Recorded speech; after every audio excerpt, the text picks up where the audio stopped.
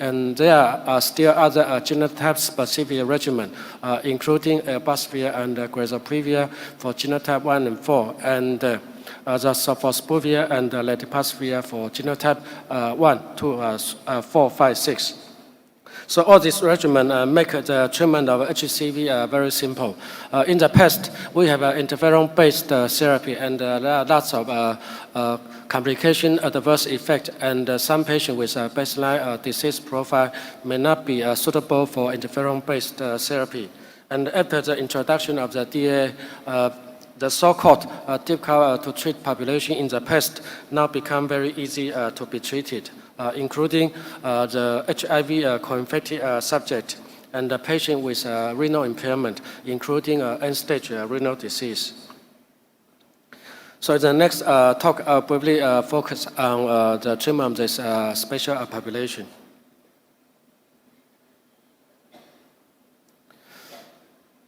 For patients with end-stage renal disease, including the dialysis setting, actually the prevalence of anti-HCV is not low.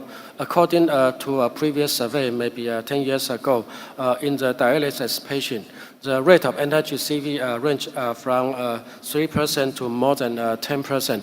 And in Taiwan, it's also about 10%. So this data suggests for a patient with end-stage renal disease, actually HCV infection is quite common. And furthermore, for patients with CKD, actually the presence of HCV co-infection may accelerate the progression of liver disease and extra liver manifestations. And the previous data shows that for hemodialysis patient, if HCV positive in comparison to the negative subject, actually the risk of all-cause mortality increased 30%.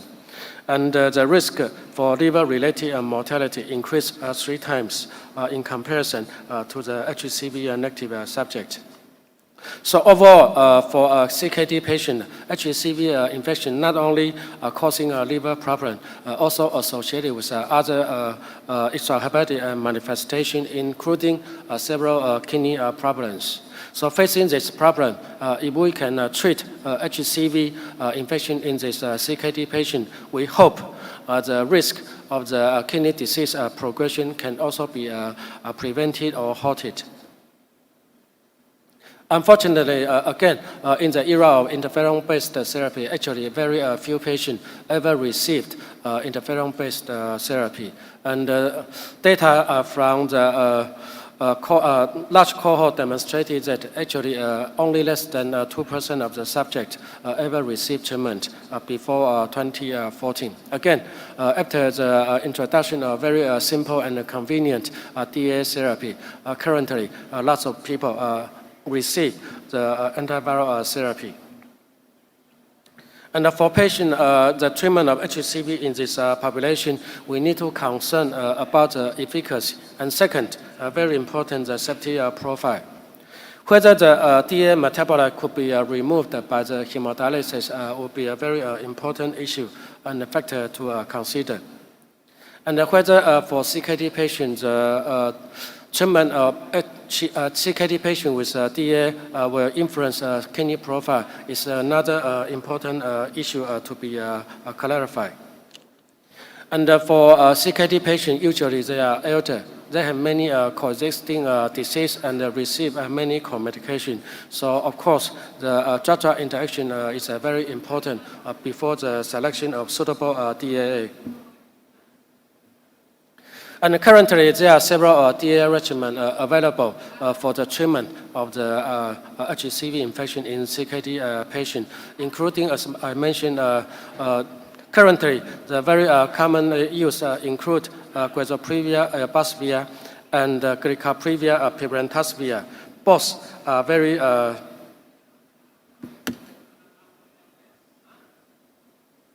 commonly used for treatment of HCV in this population. And the sulfur-based regimen, actually, it's approved in only certain countries because of its metabolite, removable or not. And currently, in addition, there's no dose recommendation for using a sulfur-based therapy. So the most commonly used regimen still remains grazoprevir, abacavir, and glycaprevir, piperacillin. Of course, we can also use a Pro-D regimen. However, the adverse effect would be more common. So the first large study is to use grazoprevir and abacavir for the treatment of genotype 1 patient with CKD, the so-called C-SURFER study published a couple of years ago. And in this large cohort trial study, actually more than 200 subjects received the Zipatir for the treatment of HCV, including CKD stage 4 and 5, and around 80% actually already on hemodialysis. And the data show that by full set analysis, the SVR rate was 94%. And according to the modified set analysis, only one patient experienced a relapse after the end of the therapy. So overall, the SVR rate was quite satisfactory. And another study recently published is to use glycaprevir and piperacillin for treatment of genotype 1 to 6, the so-called pangenotype regimen. And the trial is called Expedition 4. In this study, again, more than 100 patients received the regimen for CKD, including stage 4 and 5. And full set analysis, actually only one patient did not achieve SVR. And by excluding this non-virological failure, again, the SVR rate was 100%. And very importantly, through the treatment, actually only rare patients experience severe AE or DC the treatment due to the AE. So overall, the safety profile is also satisfactory. We also had some experience in Taiwan using DA to treat a patient with severe CKD.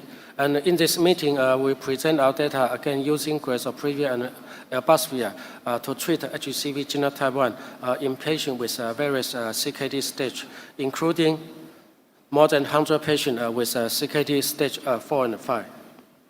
And our data again shows that 100% of the patients achieved SVR. Another study conducted by my colleague, Professor Liu Zhenghua, using glycaprevir and piperacillin to treat patients with a CKD stage 4 and 5. Again, more than 100% use the regimen for the treatment. And the SVR rate, again, 100% after excluding one patient who was lost to follow-up. Another issue to be concerned is, as I mentioned, whether the kidney profile would change in patients receiving a DA-based regimen. And again, my colleague Liu Zhenghua reported recently demonstrating that using sulfur-based versus sulfur-free regimen, actually the EGFR profile may be slightly different. During the 12-week DA treatment duration, the EGFR will be slightly decreased using a sulfur-based regimen and in comparison to the sulfur-free regimen. And very fortunately, after the end of DA therapy, the EGFR will return gradually to the baseline. So there are some unresolved issues regarding the treatment of the HCV in CKD patient. First, we do not know the risk of reinfection after the cure of the virus. And again, as mentioned by Professor Yu, using a DA-based therapy, the long-term benefit on the general condition and the health status of the CKD patient actually remain further large study to clarify. Second, I will briefly go through the treatment of HCV and HIV co-infected subject. And according to previous global systemic review and meta-analysis, actually, HCV co-infection is not rare again in patients living with HIV. For the general HIV population, around 2.4% had HCV co-infection. And in some high-risk behavior population, including IV drug user, around as high as 80% of the subjects actually have HCV co-infection. And in comparison to HCV monoinfected subject, HIV-HCV co-infected patient already on heart therapy, actually, the risk of hepatic decompensation was higher in comparison to a monoinfected subject, particularly for those subjects whose HIV RNA titer greater than 1,000 and whose CD4 cell count less than 250, then the liver disease progression decompensation risk will be higher.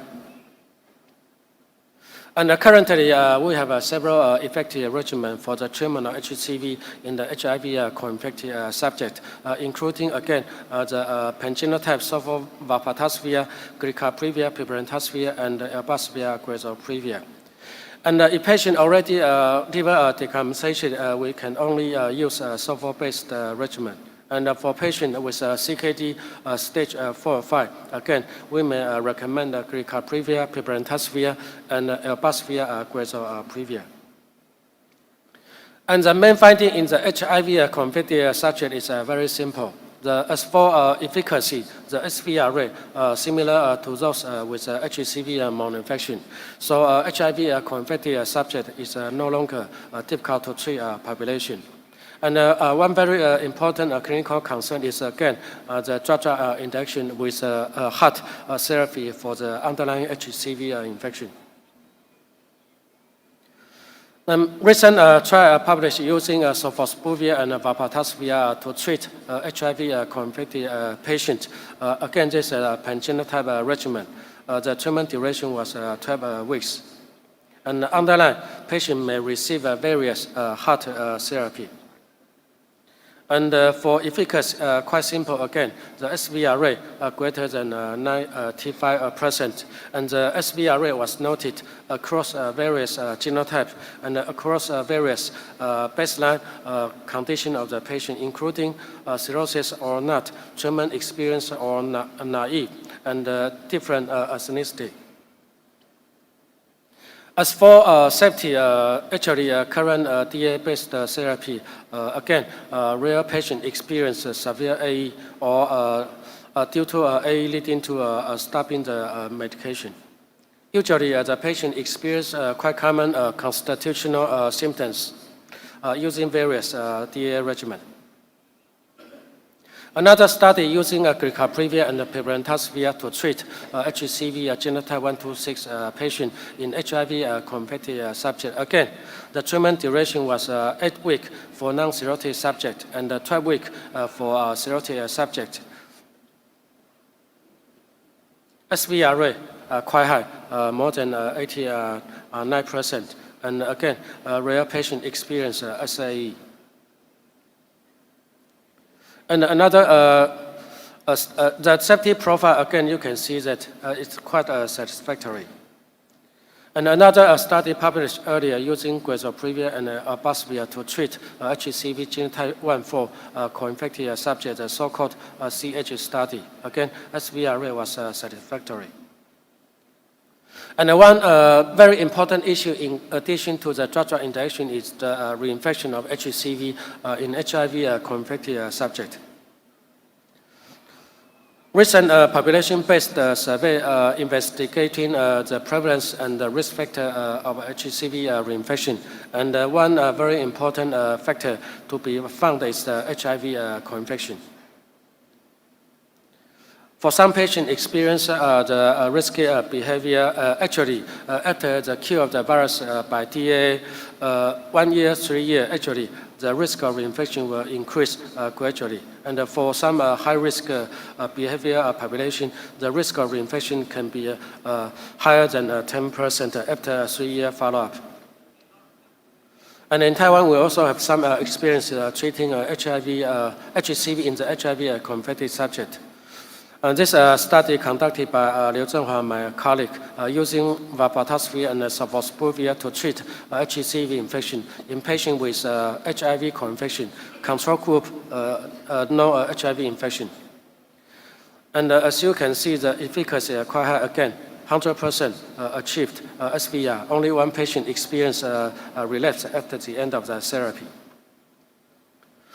Drug-drug interaction are quite important for the HIV co-infected subject. So this table just summarizes various DDI to be concerned or avoided if the patient receive GP or Igusa pangenotype regimen. And as for heart therapy, very important, different DA would have a different heart regimen to be avoided. This table just briefly summarizes the commonly used heart to be avoided. Because HCV infection is quite convenient and effective in HIV confection, so the IDSA guidelines suggest in the era of potent HIV, patients with HIV HCV confection actually are still at a high risk of progressive liver disease. And this confected subject can be treated and retreated the same as a patient without HIV infection. And one issue to be concerned is the drug-drug interaction. And finally, I'll briefly go through the management of HCV for patients in the pregnancy setting. The principle is very simple. Treatment of HCV with DA during pregnancy and breastfeeding actually is currently not recommended because of lack of safety data. And a previous small study demonstrated exposure to ODA is likely to be altered because during pregnancy, the DA absorption metabolism will be changed after pregnancy. And animal studies show that most DA can cross the placenta and transfer into the breast milk. And this table just shows you the safety and PK of DA, various DA in pregnancy. You can see that actually, for the majority of DA, the concentration will be decreased because of the induction of the CYP3A4 enzyme and because of the change in the stomach pH. And for safety issue, actually, several regimens right now do not have a very solid safety data. And this table again just show you the safety, including the teratogenicity studies. Again, the DA can be transferred across the placenta and transferred into the breast milk. So because of the clinical request called by the WHO, for some patients, if they are urgently to be treated during the pregnancy, it is recommended maybe the treatment should be started at the end of the second or early third trimester. And of course, for the treatment of the HCV in pregnancy setting by using DA, maybe more studies are still needed regarding the safety issue of this clinical situation. So, Mr. Chairperson, ladies and gentlemen, based on this data, I would like to summarize. DA-based therapy currently is highly anticipated for all HCV-infected subjects, including the general population and some special population, for example, CKD and HIV co-infection. And for HIV positive subject, DDI is a concern, and heart therapy should be checked before DA. And for pregnant women, the indication and selection of DA need to be studied further. According to current guideline, DA therapy may not be recommended due to a lack of safety data. I thank you for your attention. Thank you very much, Professor. Now we come to the next speaker, Professor David Hanjoyo Mulyono. Prof. David is undergraduate from Faculty of Medicine, Airlangga University, Surabaya, Indonesia, and postgraduate from Department of Internal Medicine, Airlangga University, PhD program in Division of Immunology and Molecular Virology, Jinsei Medical University, Japan.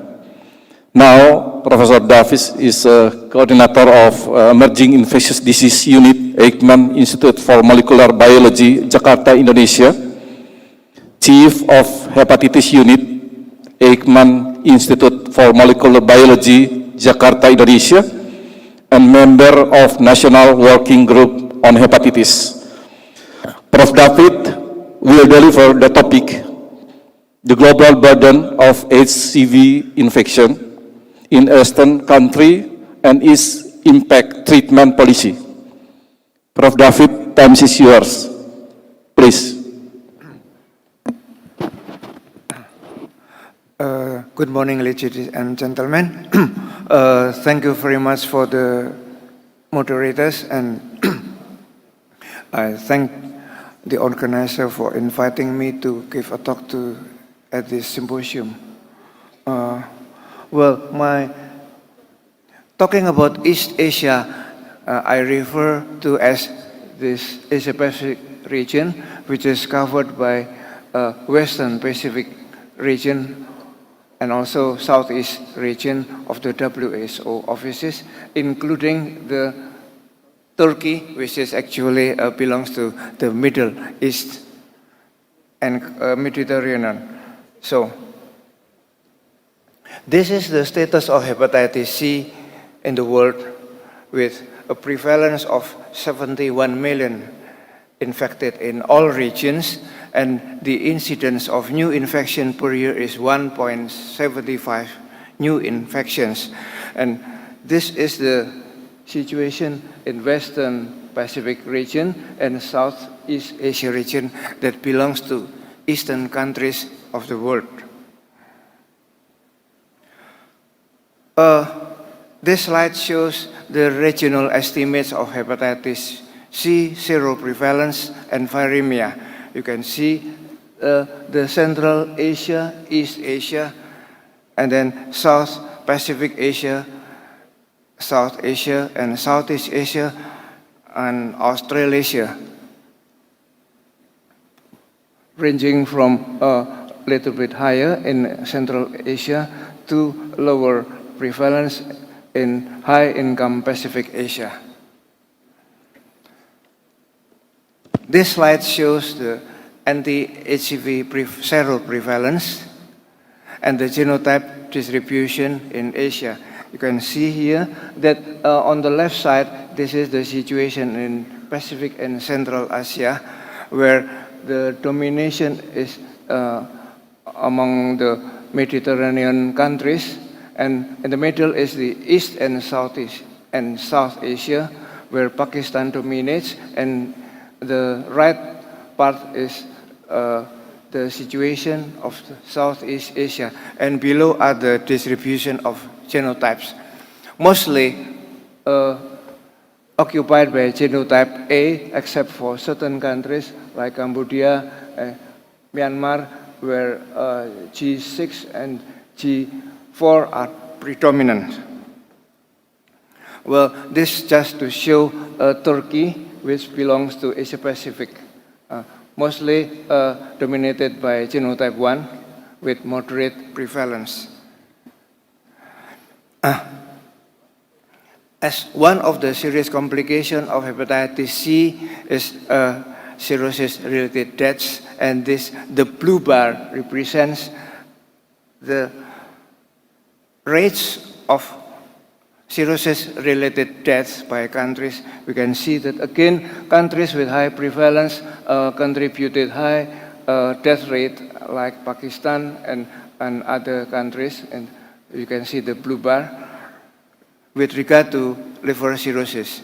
And similarly, we can see the causes of cancer-related deaths by country in Asia-Pacific region. Again,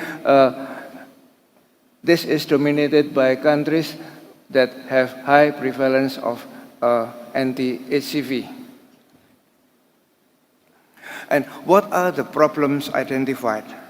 Actually, there are several issues, because we can, in the most recent commission report of the Lancet, distribution of HCV-related deaths from liver cirrhosis, the left circle, and liver cancer, right circle, according to Human Development Index in the Asia-Pacific region. We can see that disparity is associated with the development level of the country, especially for liver cirrhosis. But, well, it is very interesting that among the cancer patients, cancer-related death, the three types or the three HDI countries share considerable proportions of the death rates for liver cancer. It is very interesting. And this is the demographic characteristics of social indicators of selected countries and territories in the Asia-Pacific region in specific years. I hope that we can see, but if you want to read it more, you can look at the liver disease in the Pacific region that is downloadable for free. We can see that there is a disparity across Southeast Asian countries, especially in terms of population, income, or GDP, and also the total populations. We can see here that India, China, Indonesia, Pakistan, and Malaysia have more than almost more than 200 million populations, while the left sides have less a number of population except Japan. Also, we can see the other social indicators, including knowledge, education. And another problem is the coverage in HCV cascade of care. The left bar is those that is estimated to be infected, and the target year in the year 2020, only 30% have been diagnosed. And of these diagnosed patients, only very, very few, around 7% have been treated, and so that the gap is higher, and very small amounts of patients have been cured. It happens in all regions of the world. So I would like to share the situation of Indonesia. The government Indonesia has developed a pilot project to provide DAA for free in 16 provinces. And the left is the anti-HCV positive, and then tested by HCV RNA and treated, and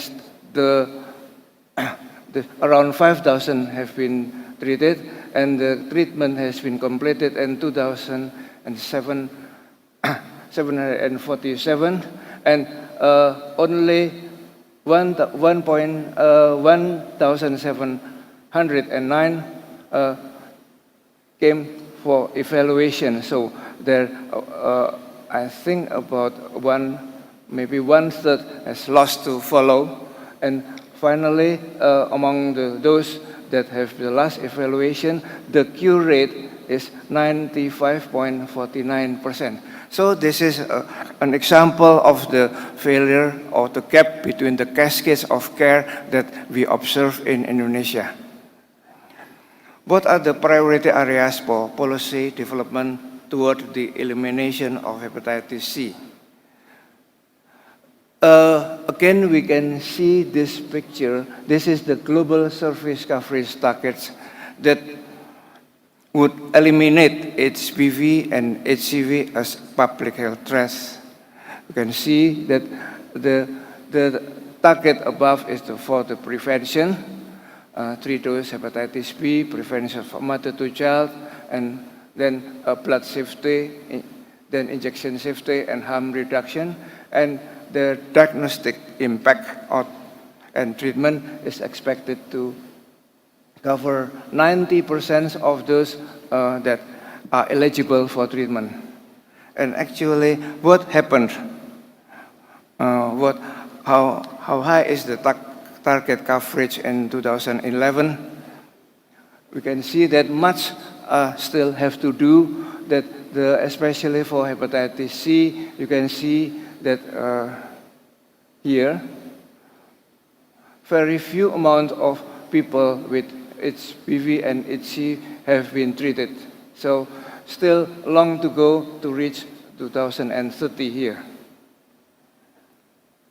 So then the WHO has developed and agreed to urge 8 good practice principles for health delivery. It is downloadable, and this is a recommendation but tailored to the situation and characteristics of each country. The first is comprehensive national planning for the elimination of HCV infection. Ladies and gentlemen, most countries have their policy and based on the local epidemic context, existing healthcare infrastructure, current coverage of testing, treatment and prevention, and available financial or human resources. The left is the regulation of the Minister of Health of the Republic of Indonesia, and the middle is the WHO country cooperation strategy, and below is the project for Middle East, and Egypt has another control strategy, and national hepatitis strategy with the black cover is the guideline used in Australia. So those are the role of countries to perform comprehensive national planning for the elimination of this disease. And secondly is we need to simplify and standardize algorithm across the continuum of care from testing, linkage to care and treatment.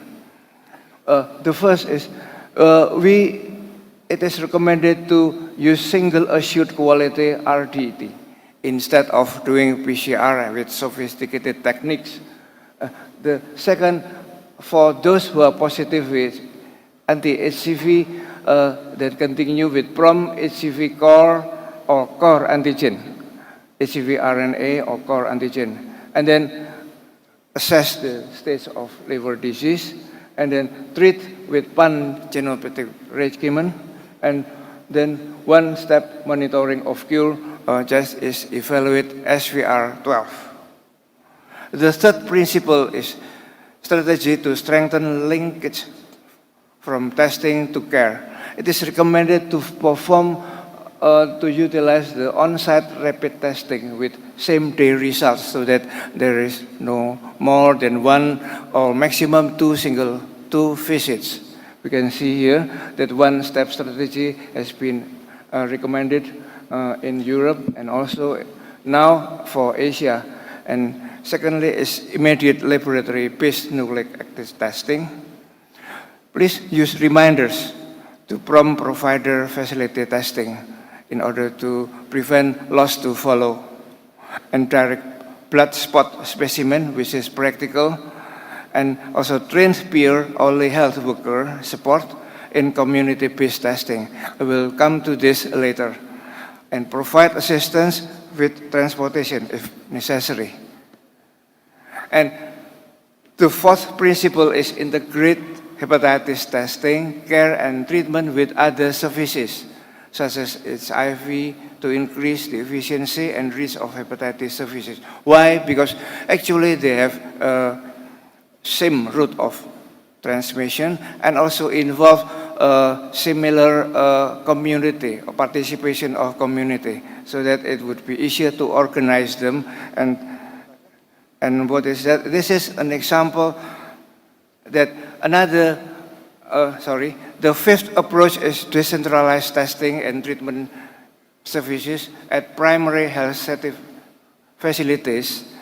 This is facilitated by two approaches: task sharing, supported by training of healthcare workers and peer workers. And the second is a differentiated care strategy to assess level of care needs with specialist referral as appropriate for those with complex problem. Well, I give you another example. As Indonesia has around 188 specialists in hepatology. And this number, so 188, is too few to cover or to serve around 2.5 million people who are desegregated in more than 3,000 islands of the total 17,000 islands. So that's impossible. So they have to delegate the authority to general internist as well as general practitioner. The left side is training of healthcare workers with various cities in Jakarta, and the right is on-site training of general practitioners that has been conducted in Medan. I believe that other countries have done the same approach. Another interesting is to provide teleconference or tele-mentorship that has been done in Mexico and also in India through broadcasting or webcasting that is attended by certain groups of people in several areas. And the sixth is strategy for more efficient procurement and supply management. Again, I would like to repeat what has been presented by previous speaker, that some specific population have been defined. The first is co-infection, then extrahepatic manifestations, liver cirrhosis, children and adolescents, pregnant women, persons who injected drug or MSM, dialysis and renal transplant patients, and healthcare workers and indigenous peoples or migrants. Well, what is the appropriate strategy? We understand when we do the projects for hepatitis C eradication by expanding from one province to another province. This is called micro-elimination. But for specific populations, micro-elimination is considered to be more appropriate. Why? Because the prospect of viral hepatitis elimination is hard because of the scale, complexity, and cost of implementation. On the other hand, the most pragmatic approach would be to break down national elimination goals into small goals for individual population segment. This has more realistic targets or goals, and treatment and prevention interventions can be delivered more quickly and efficiently using targeted methods, and shorter time to achievement, tailored strategy, and cost can be predicted. So this is what has been recommended and has been done also in several countries. And the seventh suggested principles is community engagement and peer support. In Kyoto 2011, it has been agreed that people should be at the center of service. What are integrated people-centered health service? That is putting people and communities, not diseases, at the center of health system and empowering people to take charge of their own health rather than being passive recipient of services. The aim is to get the most benefit of community participation. Again, there are many here, like those that have been organized by people who have passed injection, and also those that have been some women society and others. And you can see here that the center is the people itself, which is a combination of leadership from the government and then health force, financing, medical products, and service delivery. And finally, the eighth, which is very important, is data system to monitor the quality of individual care and coverage that have been developed or outlined by WHO. There are 10 core strategies, and the most important 3 core indicators for HCV is core number C6B, that is cascade of care, including proportion of those diagnosed. The second is C7B, that is treatment initiation rate. This is to make sure how much target has been covered. And the third is proportion of those who are cured. This is to evaluate the final assessment, that is SVR 8P. So, my ladies and gentlemen, this is the conclusion of my talk today, that most Eastern countries are endemic for HCV infection with variation in prevalence rates. And there are differences according to development levels, population number, geographical situation, among those of the underlying factors. And well, we have to admit and to thank that countries are moving to elimination, but some with major burdens and advocacy is needed.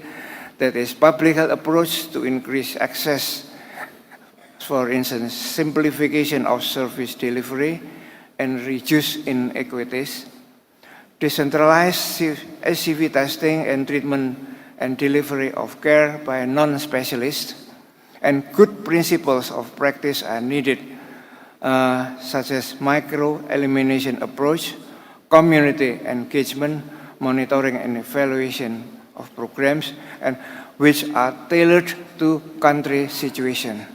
And one important thing is that sustainable financing, primarily a country responsibility, so that the patients do not have to take out of pocket. And one sentence, that elimination by 2030 is feasible, but still requires accelerated action. Thank you very much. Thank you, Prof. David. Big applause. Yeah, dear colleagues, we apologize because from the organizing committee, we still have the fourth speaker. So for the fourth speaker, Associate Professor Seto Waikai from the Hong Kong will be deliver the topics is liver transplantation in alcoholic liver disease. Professor Seto Waikai is a clinical associate professor from Hong Kong. He also assistant hospital chief executive research in medical director, clinical trial center, and consultant in medicine of University of Hong Kong. Professor Seto, time is yours, please. Yes, thank you for the organizers for accommodating this change in schedule. I'm actually representing Dr. James Fong, my friend and colleague, our transplant hepatologist, in speaking this talk, and unfortunately he was unable to make it today. And we are talking about how the role of liver transplant has actually changed over these few decades in terms of alcoholic liver disease.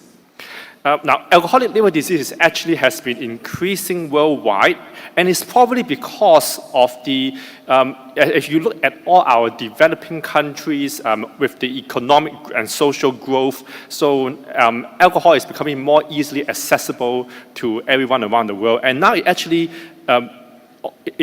accounts for more than 3 million deaths per year that is related to harmful alcohol use worldwide. Now, at the same time, while alcohol-related liver disease is actually very common, it is usually in the form of steatosis. And it's only about 20% of patients who actually would then have developed more advanced liver disease, resulting in fibrosis, cirrhosis, and HCC. And of course, these two, cirrhosis and HCC, are the indications for liver transplant and also for a severe flare-up of the alcoholic liver disease in the form of alcoholic hepatitis. If you look at the trends in alcoholic liver disease-related transplant, again, this has been increasing worldwide, whether you look at any form of registry in the States, in Europe, or also even in Hong Kong, while our main disease burden is in chronic hepatitis B, the cases for liver transplantation in Hong Kong for alcoholic liver diseases has also been increasing. The pre-transplant considerations for alcoholic liver disease has to be extremely comprehensive. And the main issue is because a patient who has chronic alcoholism can easily have many comorbidities, whether it's cardiovascular comorbidities, dilated cardiomyopathy, pancreatitis, affecting the central nervous system, musculoskeletal, and very importantly, psychosocial comorbidities, which actually I would discuss more of this in the future slides. And also, we have to discuss the evaluation for the risk of recidivism, which means that after a transplant, the patient can easily have his undesirable habit of alcoholism recur. And once the patient starts drinking again, at least to many of us, it would seem that that transplant is more or less wasted. And that is why when we come across liver transplant in alcoholic liver disease, there's always the 6-month rule, which is a very traditional rule in which that a patient must have 6 months of total and complete alcohol abstinence before he or she can actually be eligible for a transplant, especially a deceased donor liver transplant. And actually there's some ground behind this. It's because there's a chance that after 6 months, the patient may actually recover satisfactorily such that he does not require a liver transplant. And also the 6 months is to demonstrate that he can have good abstinence and to ensure that he does not drink after the liver transplant. But if we look at the medical evidence, this is actually based on very poor quality small data. It is only on 3 poorly controlled studies, and they did not actually try to discriminate, and there's a potential of discriminating against those who actually remain abstinent. And everything is actually very arbitrary when we look at this 6-month rule. And there are also additional pitfalls. Now, for example, some patients may not have survived for 6 months, and whether have they been actually accurately evaluated, and also and why they cannot survive for 6 months is because, firstly, of the compensation, and secondly, is because they could have developed severe alcoholic hepatitis, which has a very high mortality rate. And even if they achieve 6 months of abstinence, it might be because they have been in hospital. And when they are hospitalized, they have no access to alcohol, so they simply are too unwell to drink. And this does not guarantee that after the transplant, they can actually continue their abstinence. And if you look at the predictors for alcohol relapse after liver transplant, the length of abstinence is only one factor. And there are still many other factors that can predict the alcohol relapse after liver transplant. If the patient has been actively smoking, demographic factors, family support, and very importantly, psychosocial factors. Other substance abuse, any prior alcohol rehabilitation, all this would actually factor into whether a patient could have alcohol relapse after liver transplant.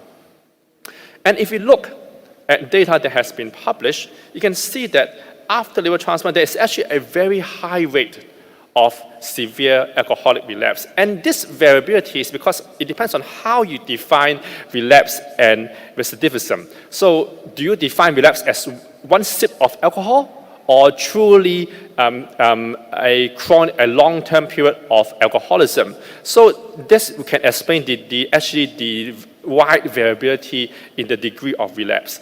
And although we have to admit that if you have an occasional slip of alcohol, it may not affect the liver per se that much.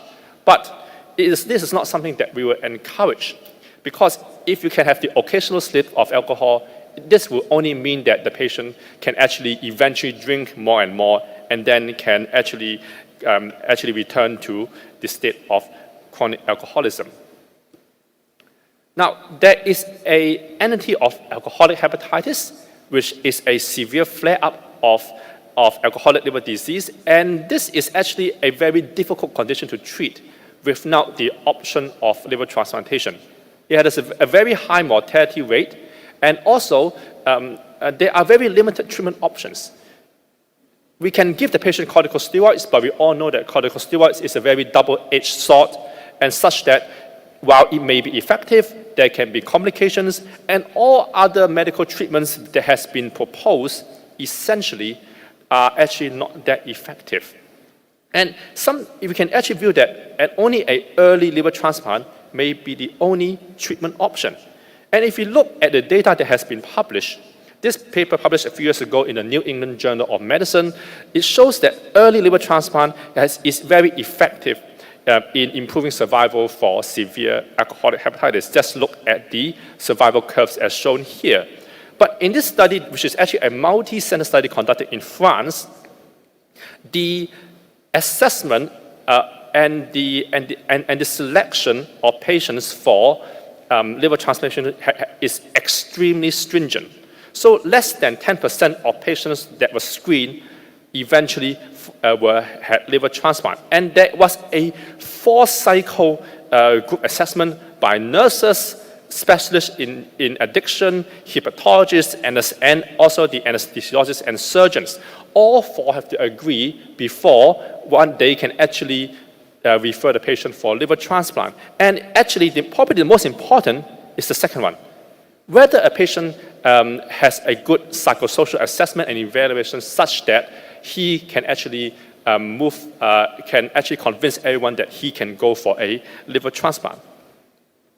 But besides, on the study published in the New England Journal of Medicine, if you look at retrospective data, it also shows that if you have early liver transplantation for patients with severe alcoholic hepatitis, this can improve survival.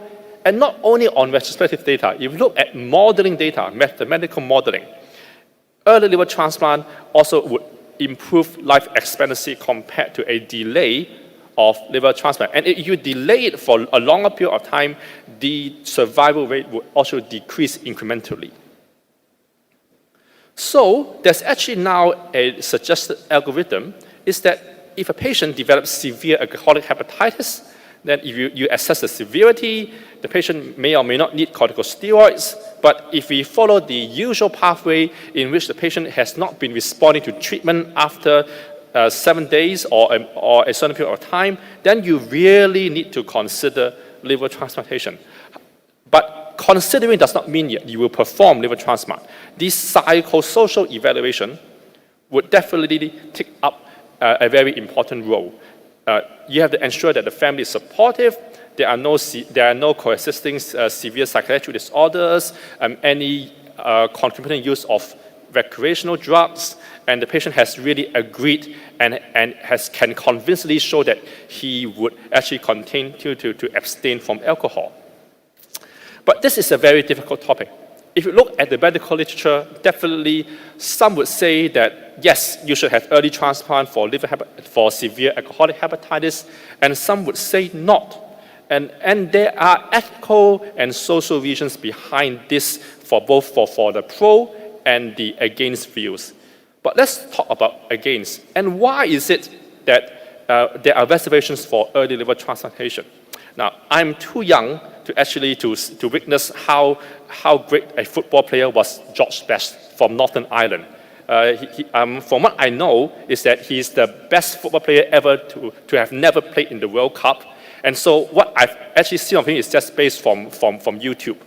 But anyway, he's known that he is an extremely heavy drinker. He had a liver transplant, but he continued to drink after liver transplant, and then eventually he passed away.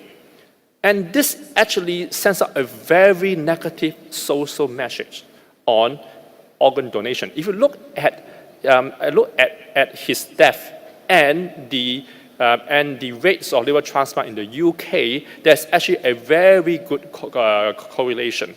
And this actually shows to the general public, if we want to offer liver transplant to patients, we have to have a very convincing method to assess on whether they will continue their abstinence after liver transplant.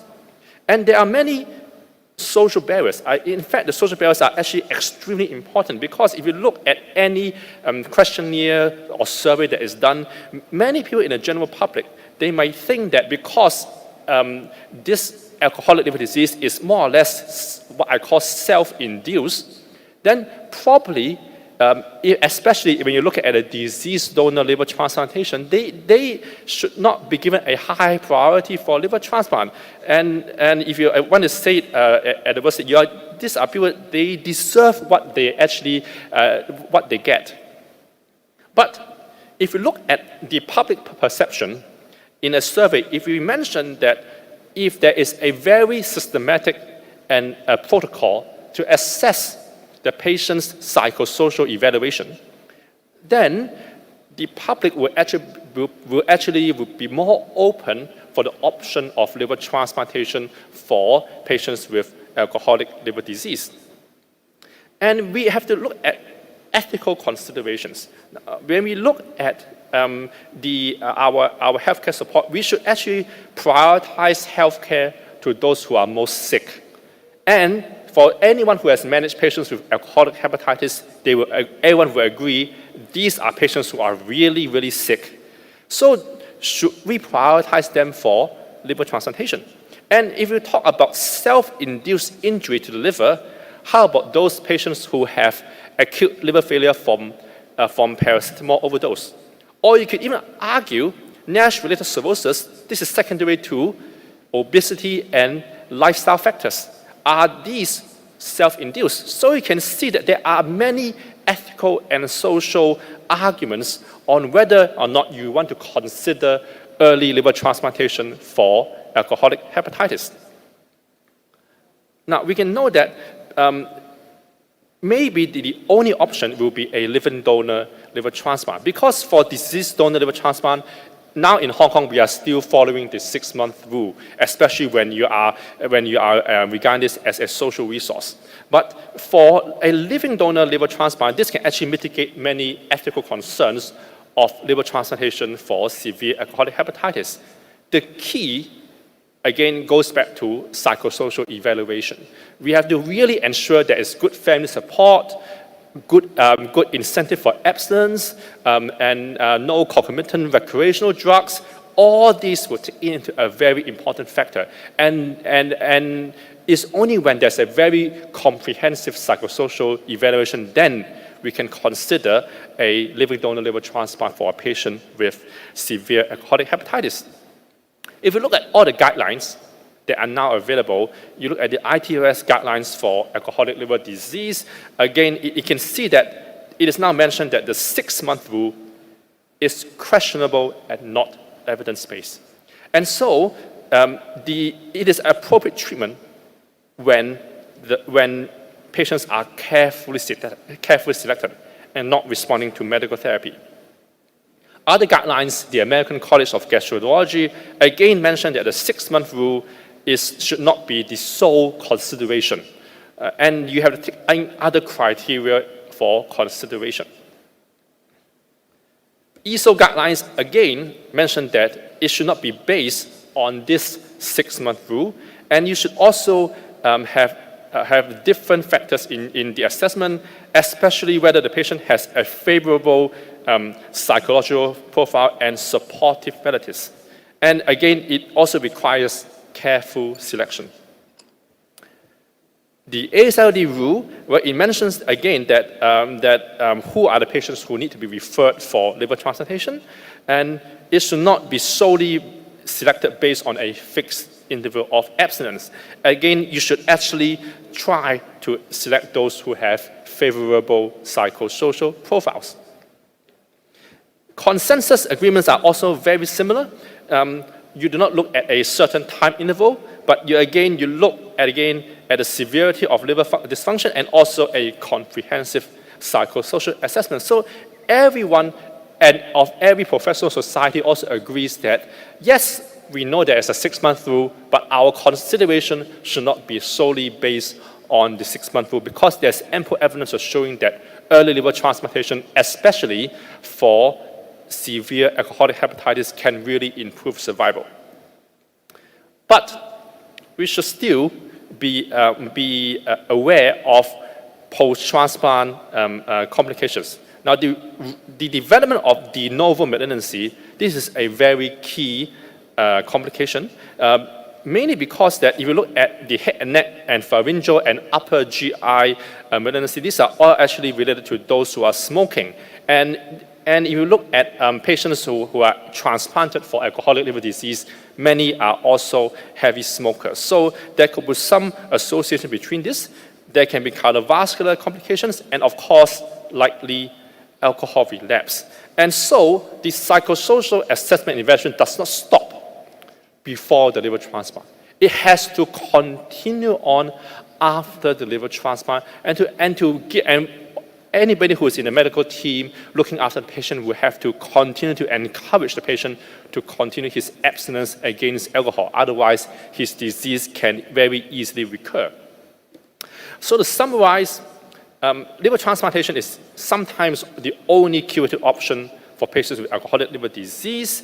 And early liver transplantation may benefit a group of patients with severe alcoholic hepatitis if they do not respond to medical therapy and if they have very favorable psychosocial attributes. And the 6-month rule, yes, this is a traditional rule, but it should not be a very rigid rule. It should be something that is taken into consideration, but not the only factor for consideration.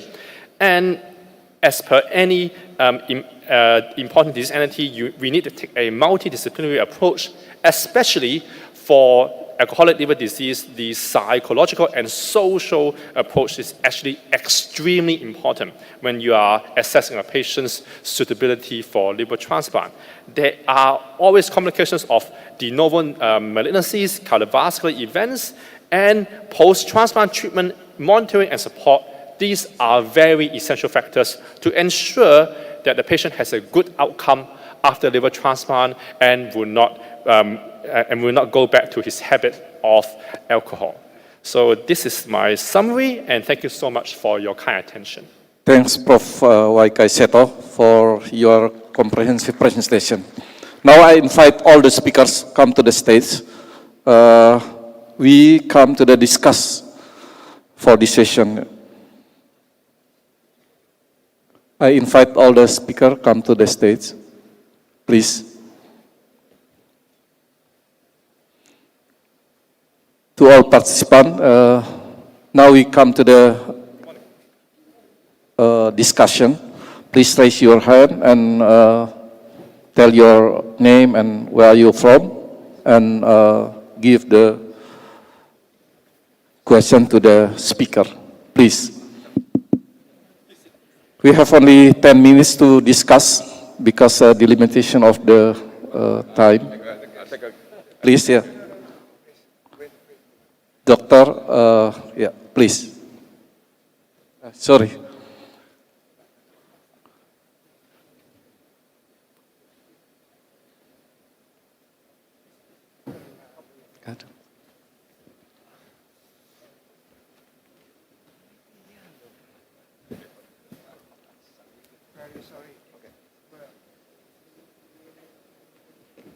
Thank you.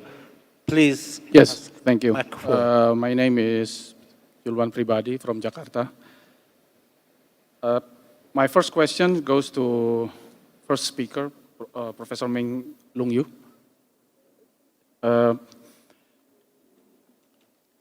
Regarding HCV and HBV co-infection, what are your recommendations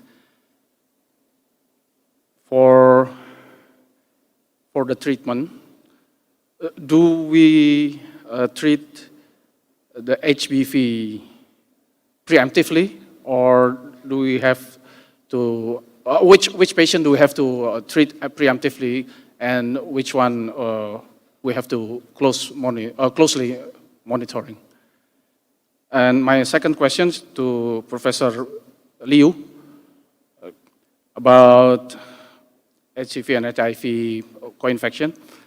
If we encounter naive patients with co-infection initially, do we start simultaneously the therapy of antiretroviral therapy and DAA, or do we start DAA after certain CD4 level?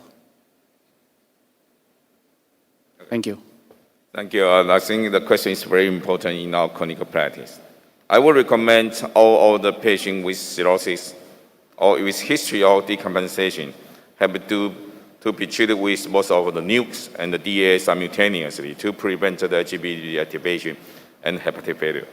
And also for the patient with advanced fibrosis stage 3, I also will recommend to treat the patient with NUC if they HBD and they were post pre-treatment. And also for the patients who meet the criteria of NUC therapy for the chronic hepatitis B, such as a high HBV level greater than 2,000 IU, high LOT level greater than 2 times above normal limit, we should treat the patient as HBV patient. And also, finally, as I show in my slides, for the patient with subantigen level greater than 10 IU, you have to that did not meet the criteria of HB treatment. We have to close monitoring for this patient population, even they have undetectable HB DNA before treatment. Thank you. Thank you. Any question? Any more question? Please, sir. Yeah, for HIV conversion, I think the most important concern is still the drug-drug interaction. If we can select a favorable profile regarding heart and DA, we can treat the patient at the same time. It's okay. Yeah. Simultaneously, Yeah. from the start. Yeah. Okay, thank you. Is there any question and comments in the floor?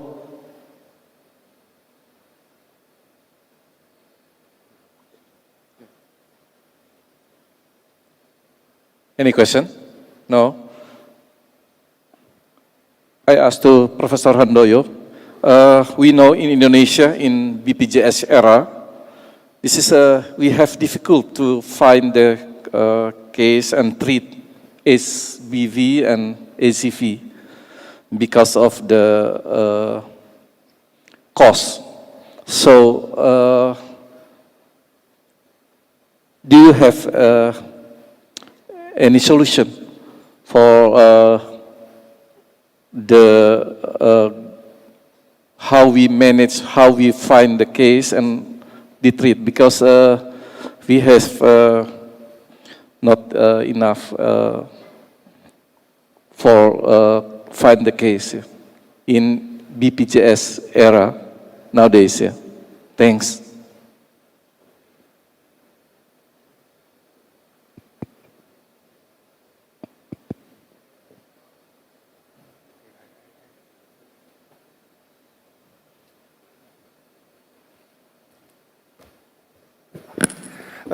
Thank you very much. This is mainly to the shortness of budget actually and also the cost. Well, the pilot project done in Indonesia is given for free and provided by national budget from the government. And this is not sustainable, I believe, because it has to be transferred by the national insurance. But so far, all the medicines are still waiting for registrations and put in the essential medical list. Otherwise, the insurance will not cover. So that is the problem, and we hope that this year more drugs can be registered and put into the budget. Well, it also apply for the diagnosis, which is very expensive, and the government we have provided gene expert for tuberculosis and also for hepatitis C, which can be used also for hepatitis B, and hopefully this can be integrated. But again, that we are still waiting for the inclusion of these drugs in the essential medical list of this country. Thank you. Thank you. So, because of limitation of the time, we close this session and give a big applause for all speakers. Thanks for your kind attention and participation. Thank you.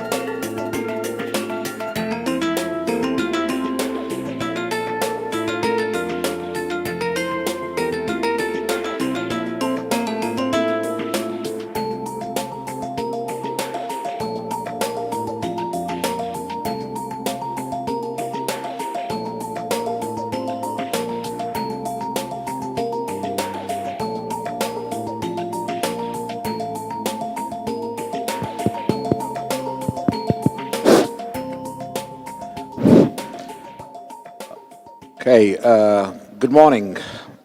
Welcome to Symposium 10. This is the presidential plenary session of oral presentations. I am Professor Raj Reddy from the US, and my co-chair is Professor South Horas Nabanan from Indonesia. We will start off with the first presentation. First presentation is on liver stiffness measured by FibroScan is associated with microvascular complications in Filipinos with diabetes mellitus, and it is to be given by Leila Sawadjan.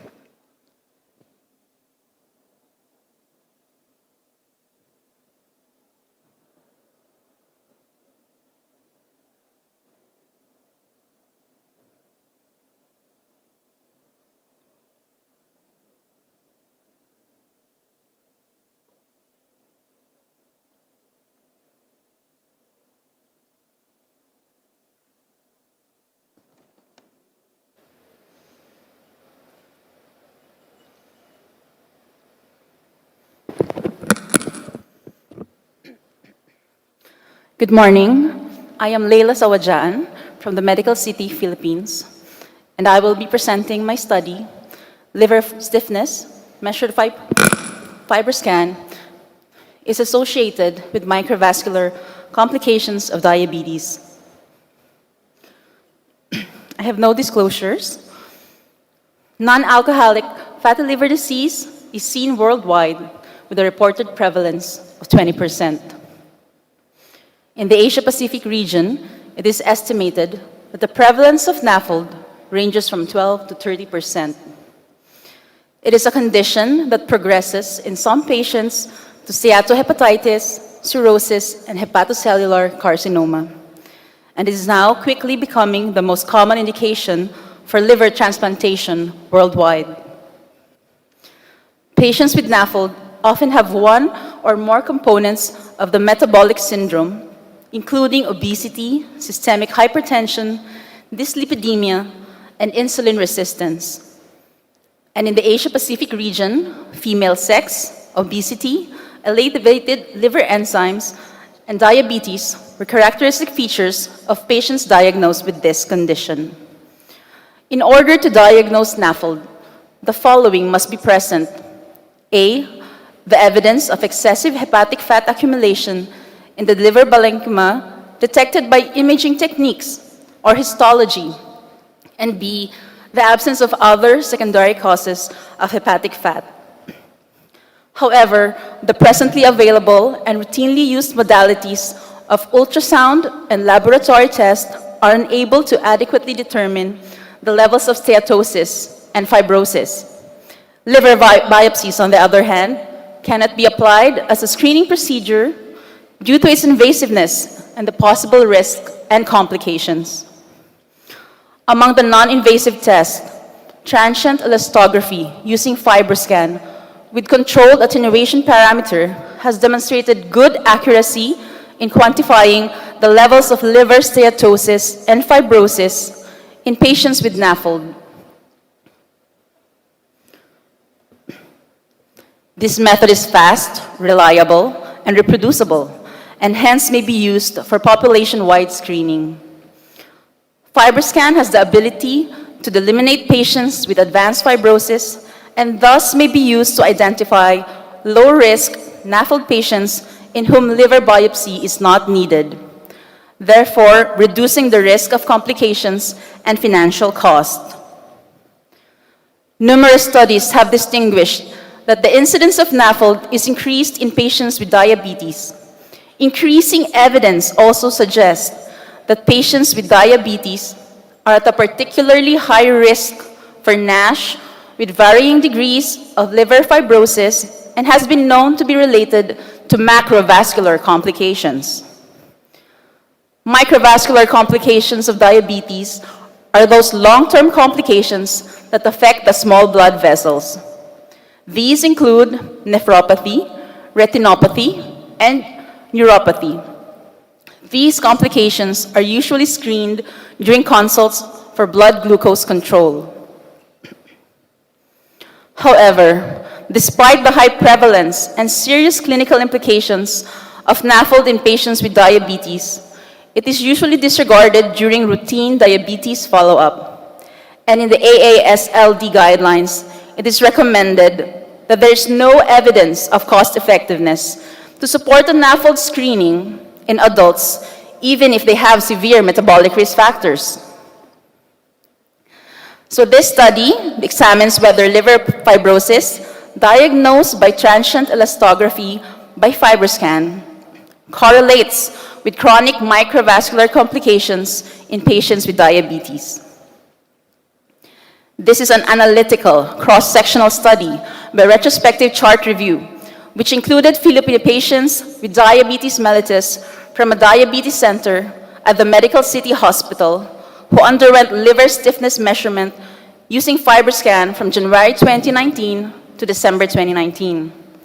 Patients included had data of HbA1c, BMI, presence of chronic kidney disease, diabetic retinopathy, or diabetic neuropathy within a year from liver stiffness measurement by FibroScan.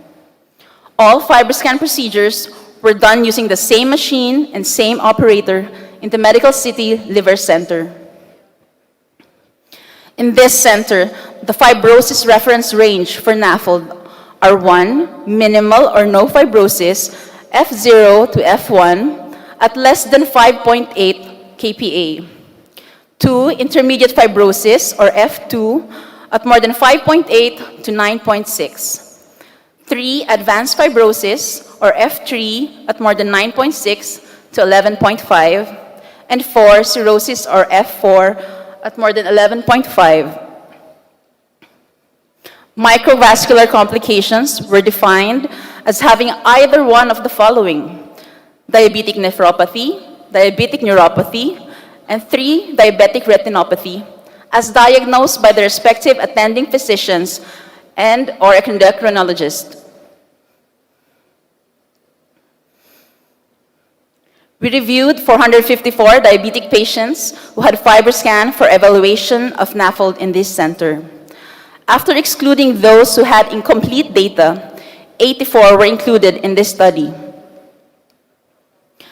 The mean age of the subjects was 56 years old, with a range of 31 to 85 years old. Males comprised 59%. The average BMI of the subjects was 29, with 79% being obese based on WHO Asia-Pacific classification. Only a small proportion had an HbA1c of more than 7%. 53% of these patients had no microvascular complications, while 38% had at least one microvascular complication. They were then grouped into A, no fibrosis, if liver stiffness measurement showed F0 to F2 results, or B, advanced fibrosis, if the liver stiffness measurement showed F3 to F4 results. There were 53% in the no fibrosis group and 34% in the advanced fibrosis group. A two-tailed p-value of less than 0.05 at 95% confidence interval was considered to be statistically significant.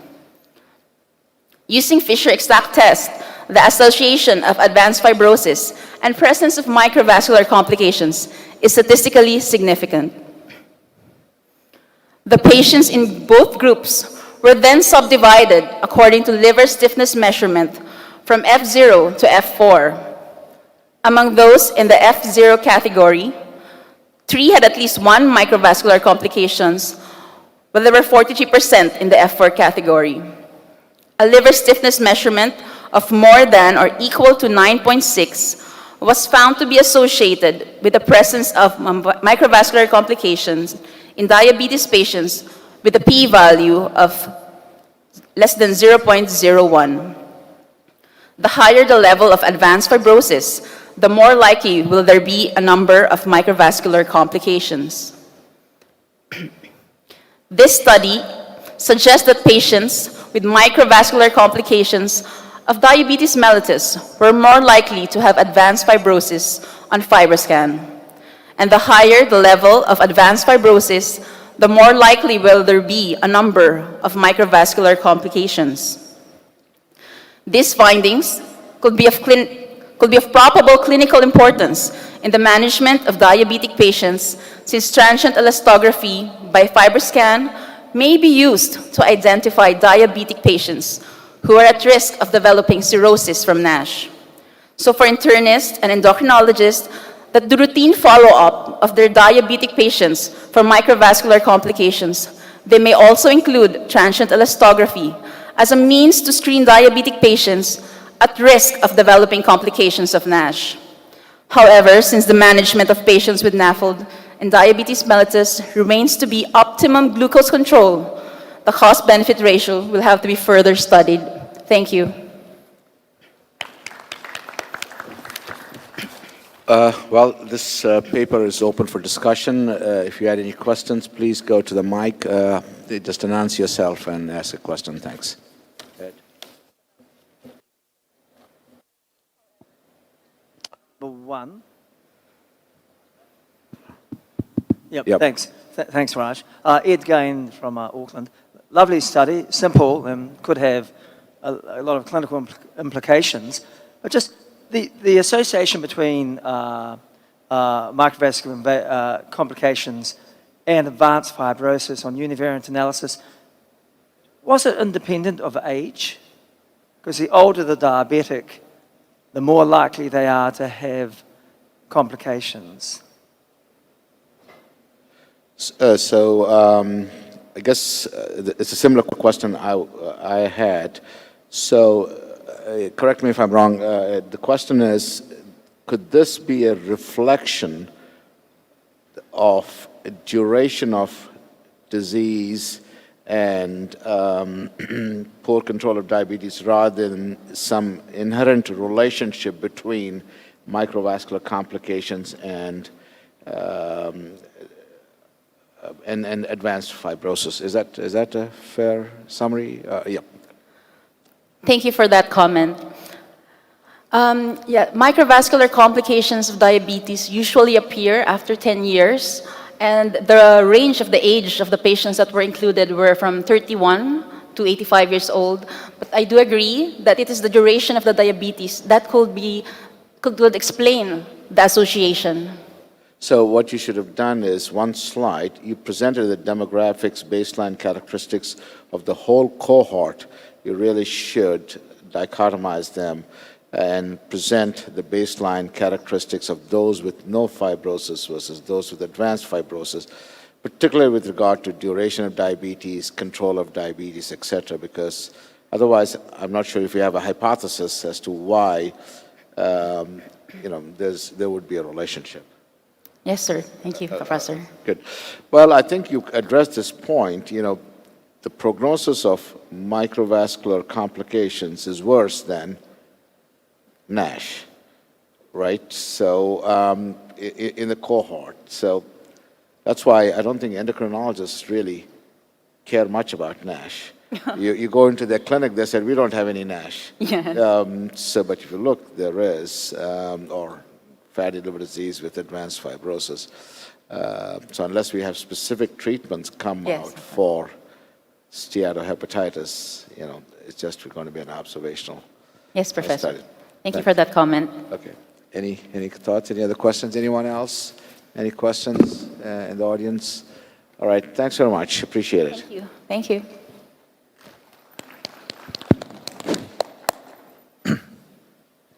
Thank you.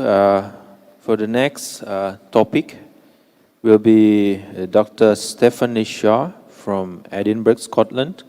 The title is The Quantitative Magnetic Resonance Imaging Predicts Individual Future Liver Performance After Liver Resections for Cancers. And the presentations will be presented through video conference. So, you ready? Scotland. The title is The Quantitative Magnetic Resonance Imaging Predicts Individual Future Liver Performance After Liver Resections for Cancers.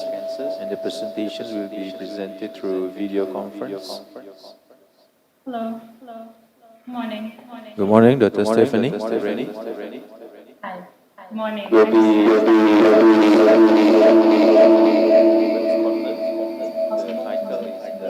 Quantitative magnetic resonance imaging predicts individual future liver performance after liver resections for cancers, and the presentation will be presented through video conference. Hello. Morning. Good morning, Dr. Stephanie. Good morning. Sorry, there's a bit of echo. I'm just wondering if Quantitative magnetic resonance imaging all the predicts other participants individual future liver performance after liver resections. Hi, is this better? Presentation will be presented through video conference. Hello.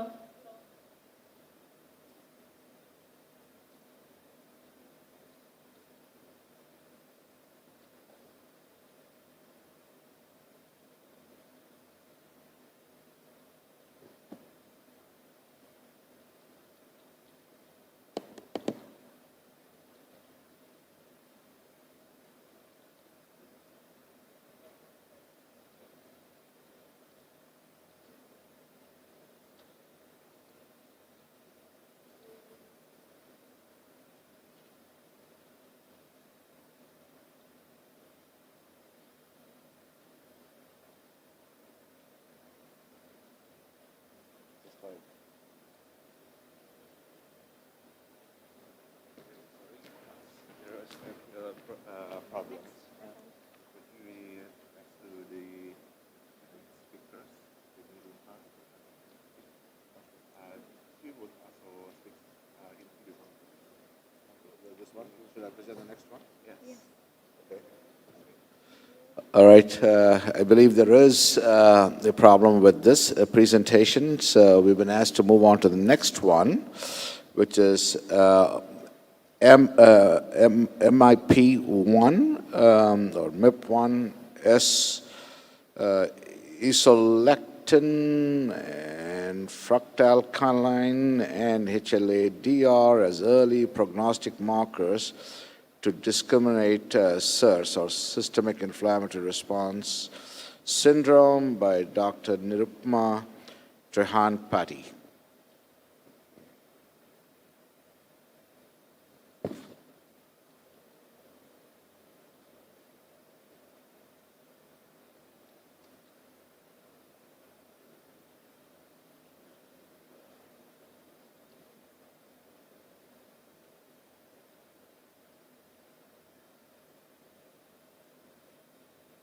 Chronic liver disease.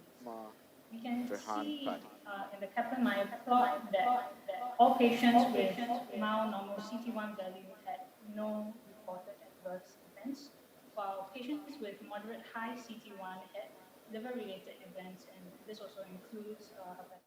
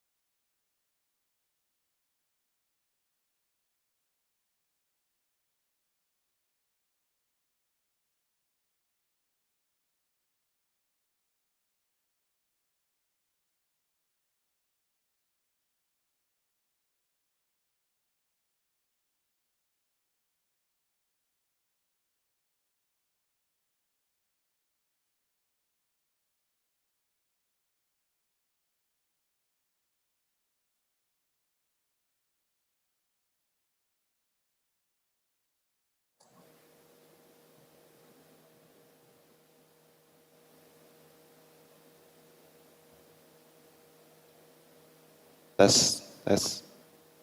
Yeah, now I can hear. Hello? Yes, Professor. If you're ready. Yeah, I'm ready. Can I start now? Sure, please. This is Nirupama Pati, Professor in Department of Molecular and Cellular Medicine, Institute of Liver and Biliary Sciences. We give the greetings from the ILPS, and I'm first of all very thankful to the Basel Committee who has arranged this Zoom meeting so we can present it. I'm presenting today, my topic is that MIP1 beta, S-lectin, fractalkine, and HLA-DR as early prognostic marker to discriminate systemic inflammatory response syndrome from acute chronic liver failure patients in 6 hours of admission. This is a single-center prospective study.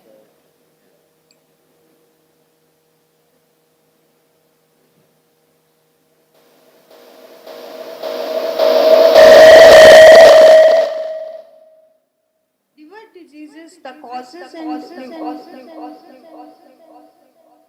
hepatitis B, obesity, alcohol, and diabetes, which increased into the cirrhosis and the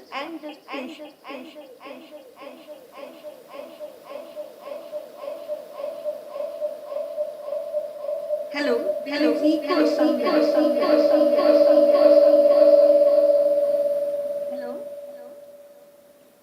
Hello? Hello?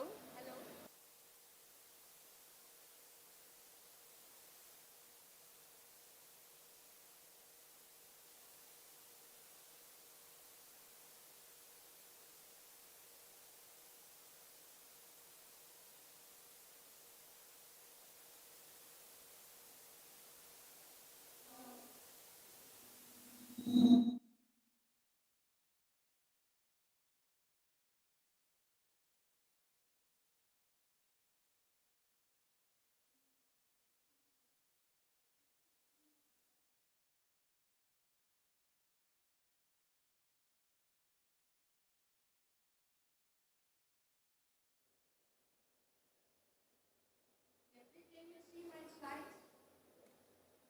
Yes, you can.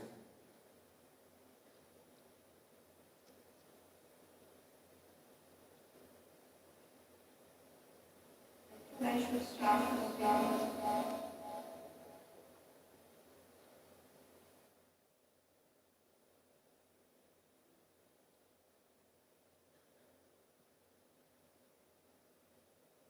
Hello? Yes, Professor. Causes of the liver disease like hepatitis B and C, obesity, alcohol, and the diabetes, which cause the cirrhosis, and the cirrhotic patients go for the liver transplantation. This is the only curative option. In India, in fact, we have 200,000 transplantations needed in India, but it is only the 2,000 per year we perform. Therefore,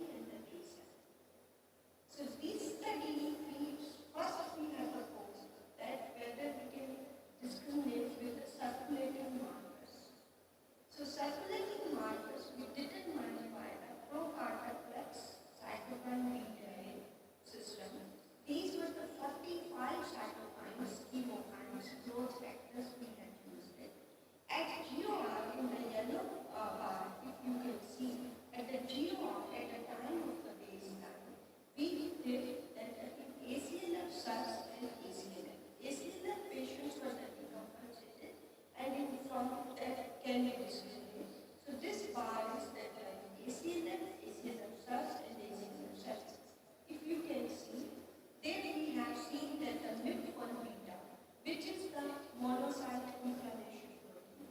IL-18 and tryptophan, they therefore increased in the ACLF cells significantly from the ACLF patients, and in fact, in the sepsis transmit was increased. However, to discriminating from ACLF to ACLF cells, those three markers made one IL-18 and tryptophan were significantly increased.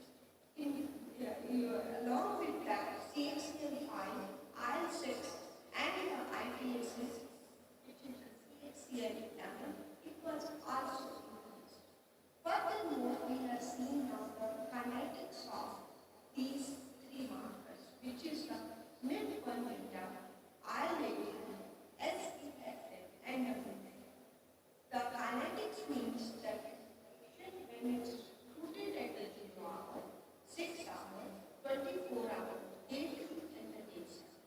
So we wanted to see that whether this kinetic of this MIP1 beta or IL-18 is influenced by this. So this we have seen that MIP1 beta was significantly increased in ACLF patients, which were going towards the ACLF cells. Therefore, we determined that MIP1 beta as a predictor of ACLF, which is more than 100 gram per minute in ACLF cells, to more than 100 gram per minute in the cells. So in ACLF condition, it is less than 100 gram. However, in ACLF cells, it increased into the 100 picogram per minute, more than. So another we have seen in the initial slide. So we have determined the kinetics of this at 0 hour, 6 hour, 24 hour, and we have seen that in 6 hours it was significantly increased. So more than IL-18, more than 120 picogram in the ACLF cells, it is predicted from the ACLF to the ACLF cells. Similarly, we have used this marker S-lectin, which is a soluble S-lectin, and which gives a predictor of ACLF to ACLF cells that more than 6,000 within day 3 it increased in the ACLF, and this ACLF patient goes to the ACLF cells. So next we have seen the kinetic of circulation markers like the MIP1 beta, IL-18, S-soluble E-lectin, and MIP in each patient. And if you can see that at the 0 hour, 6 hour, 24 hour, day 2 and the day 7, in the day 3 patient, every patient has increased this MIP1 beta. We have done many patients, but this is the representative figure for the 6. Similarly, with the IL-18, there was increase even in the 6 hour, there was increase in each patient, and then again in the day 3 patients. Similarly, with the S-lectin, that the day 3 it was increased, if you can see that each patient showed the increase in that. So within day 3, so these markers were increased from ACLF to ACLF cells. If the patient is admitted in the ACLF, it converts into the ACLF cells, and these biomarkers are the early markers. Now we have seen the kinetics of circulating marker itself in the ACLF cells. Now this is the ACLF cells. So what are the increases at the baseline? S-soluble E-lectin, lactin, iron beta, vegetarian, and interferon gamma. So we have seen the kinetics of the soluble E-lectin. We have seen the lactin, iron beta, vegetarian, and interferon gamma. So within we have seen that within 6 hours, soluble E-lectin is increased. In fact, the lactin was increased, and the vegetarian was also increased. There was not much difference in the interferon gamma, which was the difference in the day 7. So these all markers have increased in the ACLF cells within 6 hours to the day. Further, we have seen that these cells is driven by pro-inflammatory cytokines. We just took the few patients from the ACLF cells, ACLF sepsis,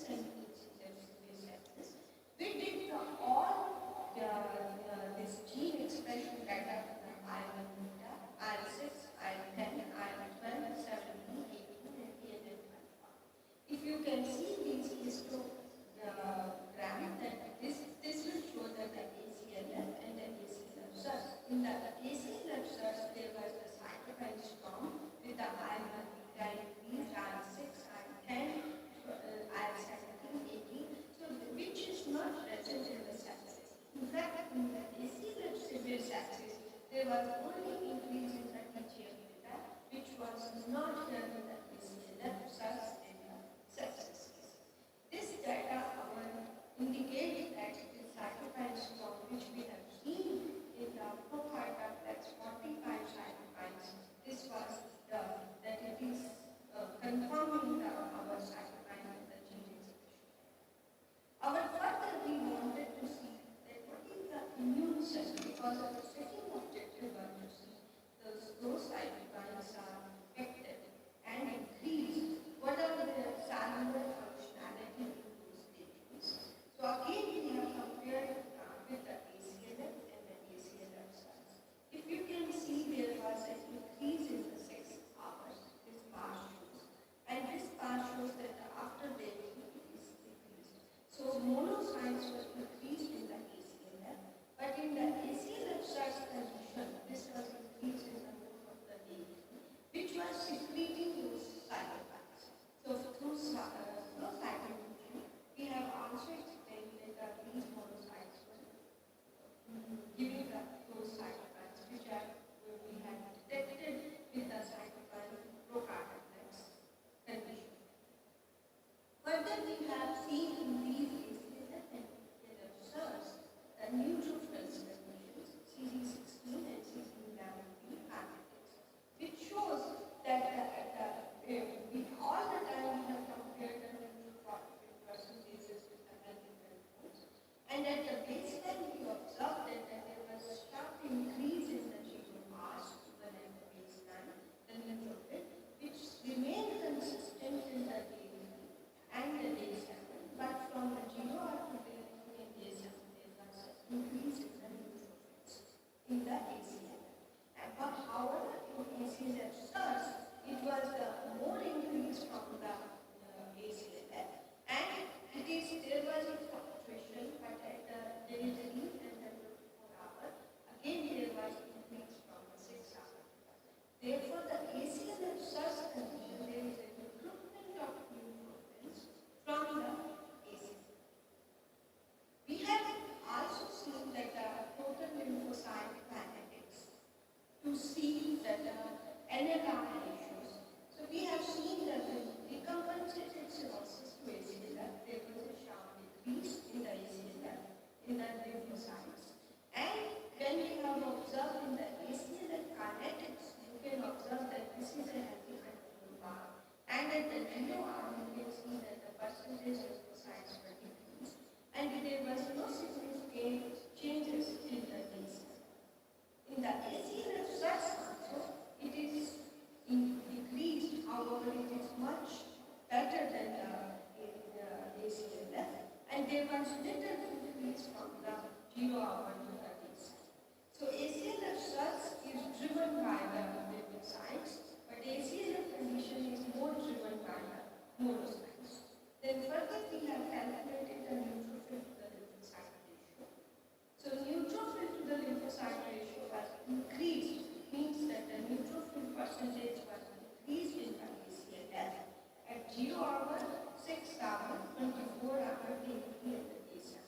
In comparison to the healthy control, NLR ratio was increased in the ACLF, and similar increase we have seen in the ACLF cells.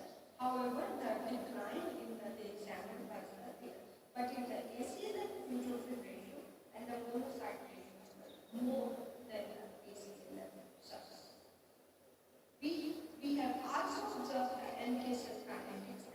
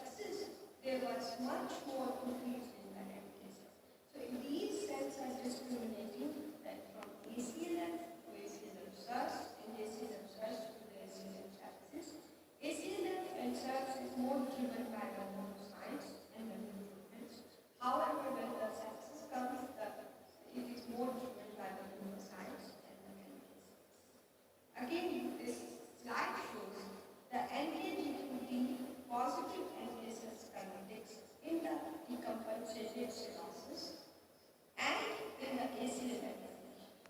If you can see that in the developmental losses, there was not much of the LKQ positive enzymes. However, in the ACL hypertension, it was increased significantly from the ACL sepsis and severe sepsis. In the severe sepsis, it was decreased. When we calculated the leg and the arm,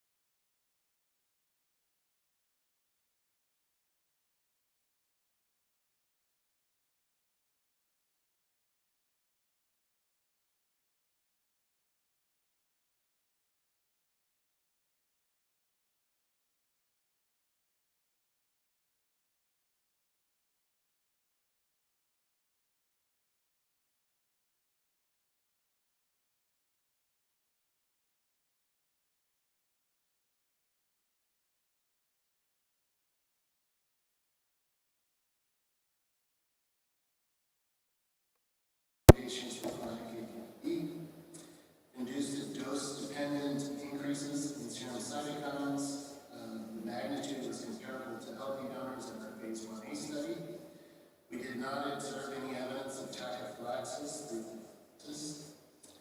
We found that the short duration, which was either 2 or 4 doses, depending on the cohort of SLGN, did not result in S antigen compliance, which is from preclinical data that suggests longer duration therapy will be required for efficacy. We identified 6 cytokine-chemokine clusters, each associated with phenotypes. The modulatory cytokines were elevated on treatment in virally suppressed subjects. In our belly spot responses, both B and T cells, we found an association with adaptive and innate immune factor. Lastly, I'll say that we have 2 phase 2 studies that are evaluating this molecule in virally suppressed and viremic chronic HBV subjects, and we're reporting out the data contributing. With that, I would like to thank my colleagues at Gilead, as well as some collaborators at University of Auckland and University of Maryland. I'd also like to thank patients who participated in this study and investigators as well. That, take any questions if you have. Well, thanks very much for the great presentation. Unfortunately, we do not really have the opportunity to ask questions. It's really a great presentation. So, if anyone has any questions, they'll have to reach out to Dr. Wallen. So we'll have to move on to the next presentation, which actually is one that I'd already introduced, which is on pegbelfermin and its ability to reduce serum bile acids.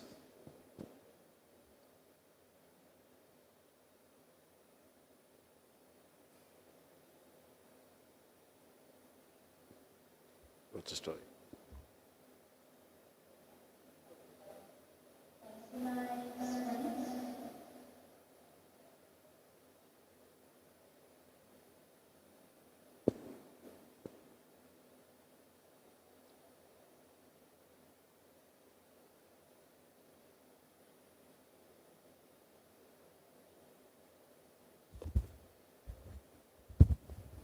Dear Profilo, do you hear my voice? Okay, you can activate the audiovisual by clicking the video symbol in the left corner.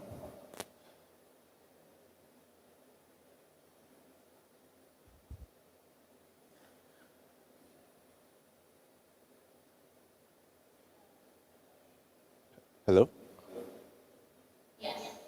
Please click the audio symbol in the left corner.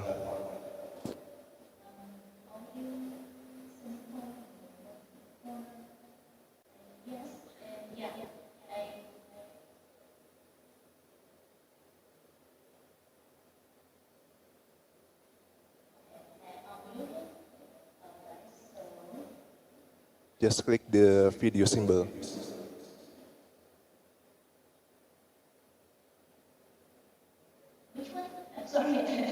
Okay, in the left corner there will be 2 symbols. One symbol is for mute or no, and the second symbol is about to appear in the video.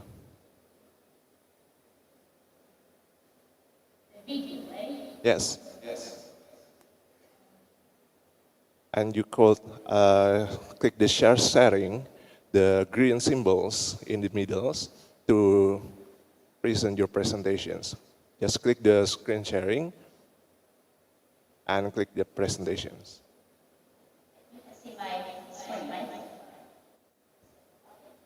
Dear Prof. Ready? Yes, please, Dr. Yilu.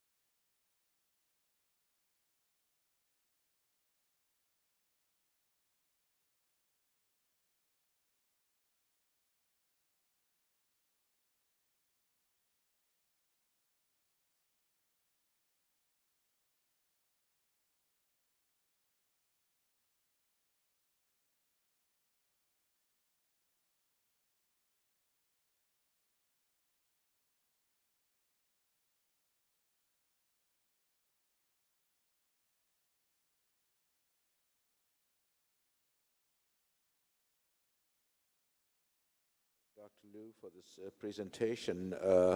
Unfortunately, we really do not have the ability to ask, well, questions and also, more importantly, have you respond. So on that note, we will end this session. I would like to thank the audience and as well as the presenters for participating in this session. I'm Raj Reddy, and my co-chair is Professor Nababan. And thanks very much for attending this session.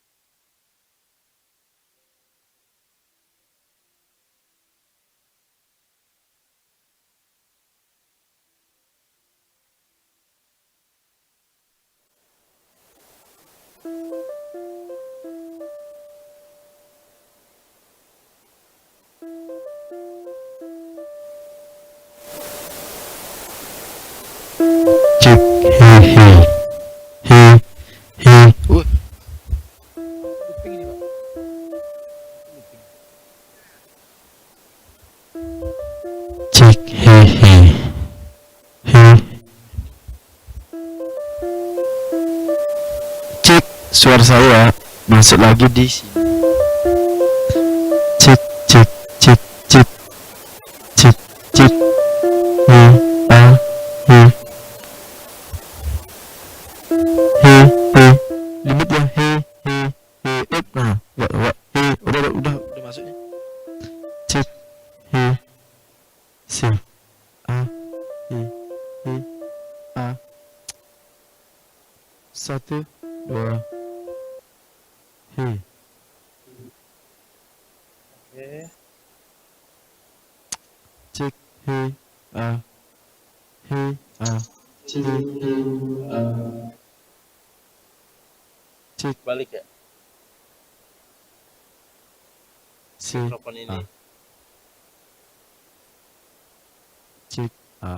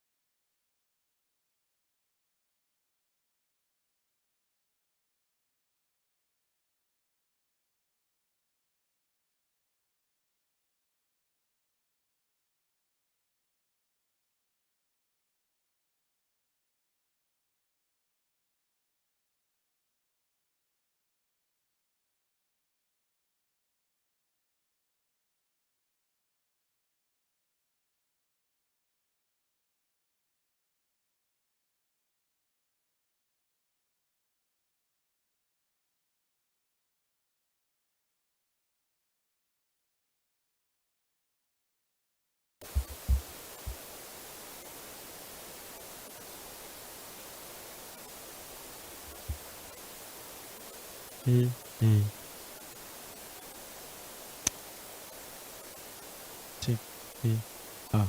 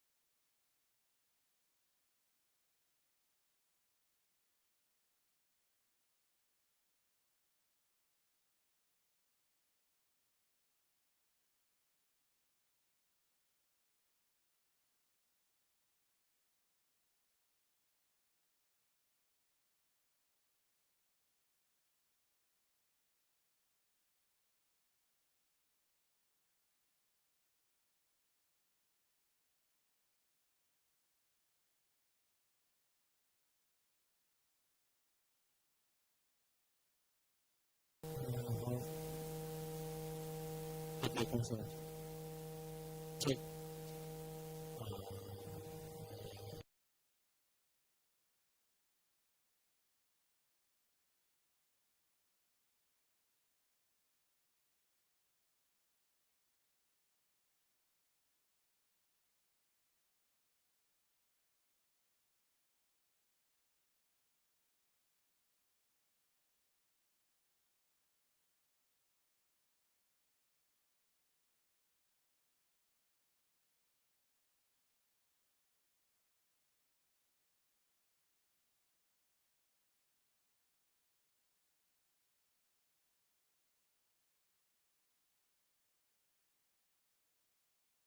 Once again. Check, check, check, check. Yeah. Check.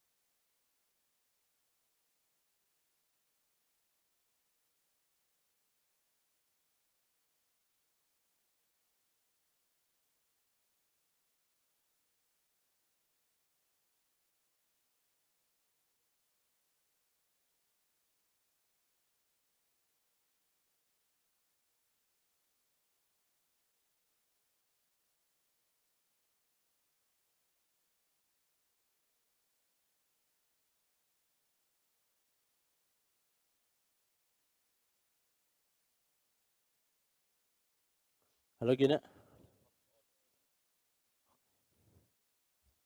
Gin. Halo. Aku situ. Ya ya ya. Ya.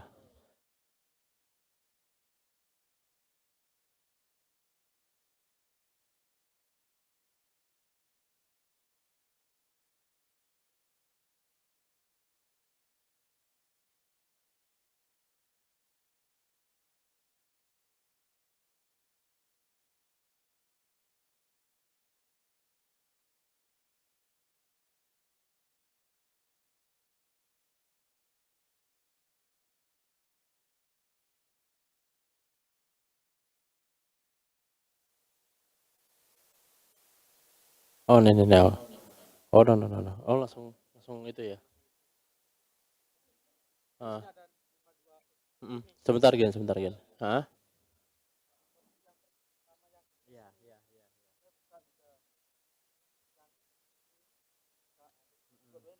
Mm.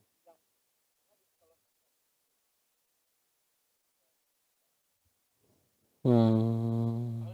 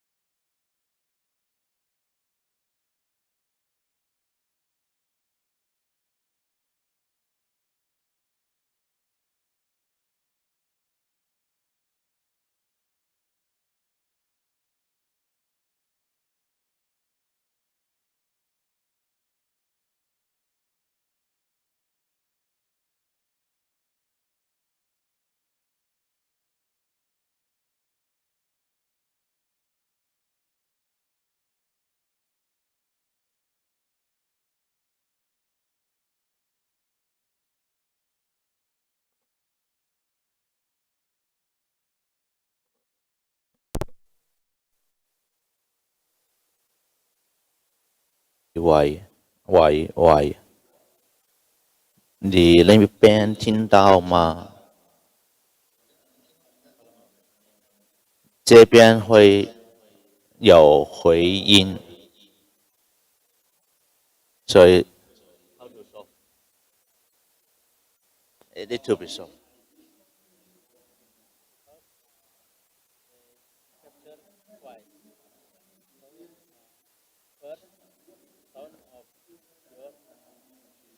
Yeah, I know. So how to solve? I need the solution. Otherwise, all the Chinese daughters will can't listen. Only the picture.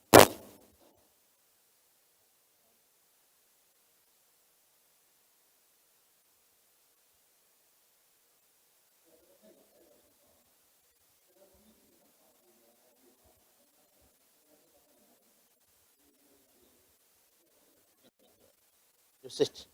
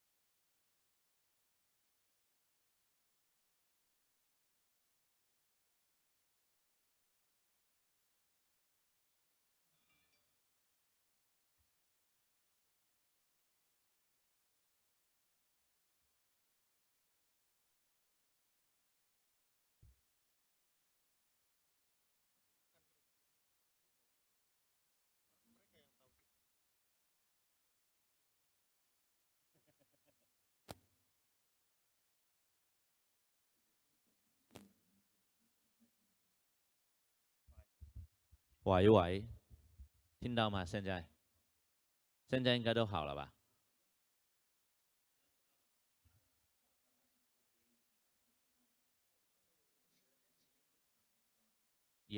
先不管它那个延迟，回音，你们那边能听见吗？我们这边 is it okay? Ben B? Yeah.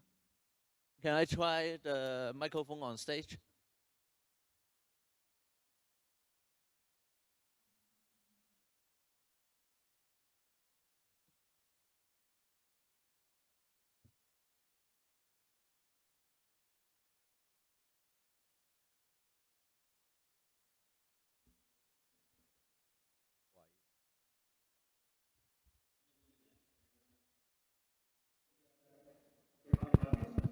Hello Hello， 听到吗？这个有没有回音？这个也 OK 哦。Ben B OK？OK， 这个是长者讲话的那个，诶，但他没有长者的哦。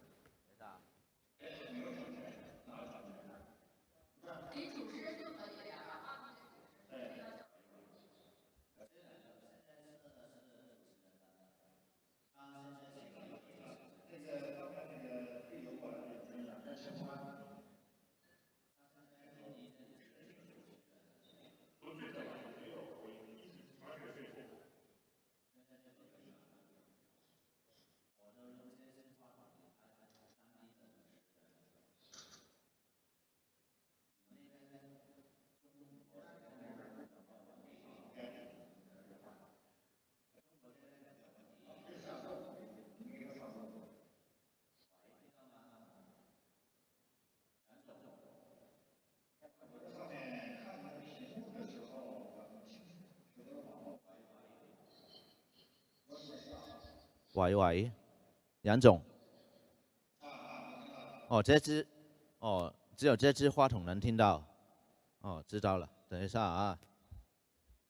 Ben B, only this microphone can transfer to through the Zoom, right? So I will give this microphone to the Indonesian chairman.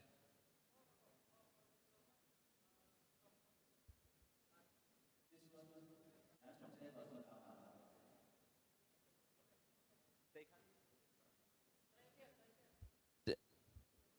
杨总听到请回应。这个听到了吧？哦，可以。这个也听到吗？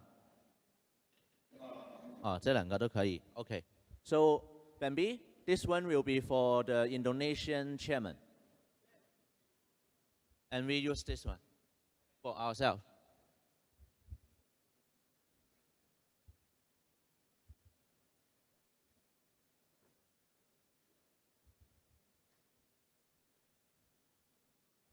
So, note Indonesian speaker.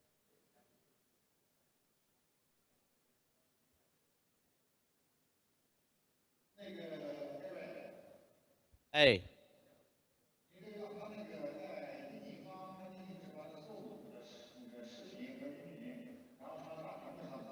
等一下啊，我现在在做这个动作，因为他负责视频的那个技术人员去了吃饭，现在他在找下边的人在弄。Video?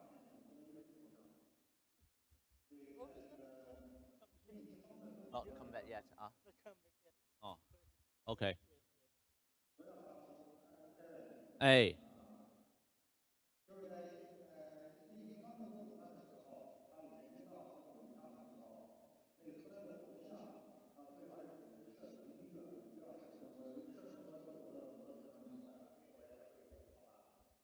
一个，等一下，等一下，我知道，因为它是用延伸屏的，等一下，我要把滑鼠拉回来。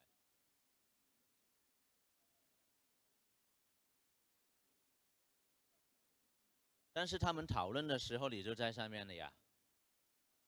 讨论的时候会全部出来的。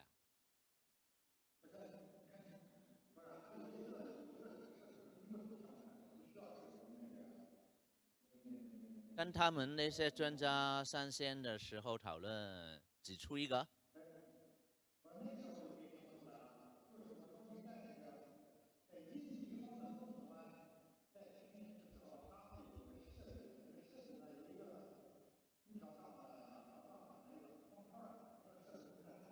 哦，知道你说啥。现在出来的是你啊。嗯。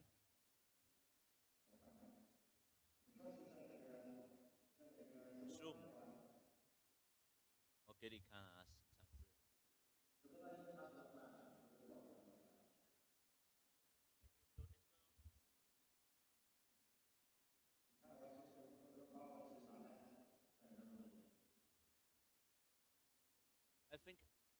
I think you need another computer for the Zoom because we need to control this the Zoom also.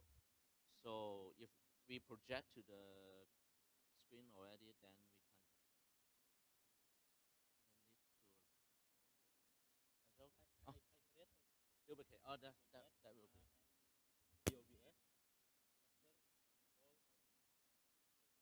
Oh, okay.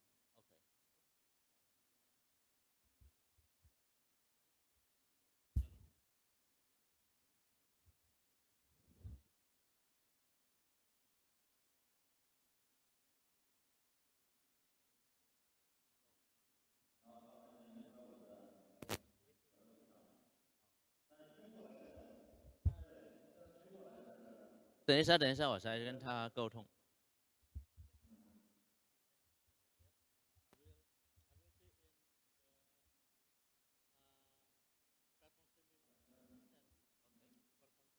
So first they will get online. So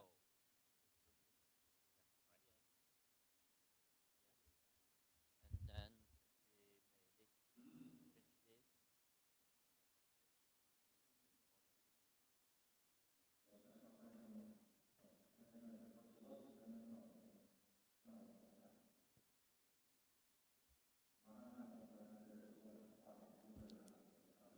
你在上面肯定会，你在上面肯定会出现的。等一下几个教授都一起出来的时候，那不能隐藏的哦，在线的都会出来。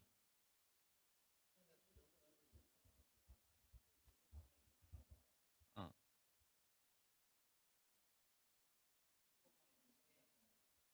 直播是画面有声音啊，你们那边听不到吗？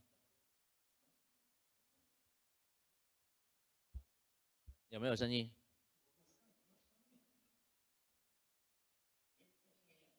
直播没有声音吗？有声音啊，因为它的那个声源在动里啊。你看，再听听，有声音吗？哦 ，See, it will be dangerous, huh? When the process like this, we can change. Oh, okay. For bumper. You make sure someone yes responds.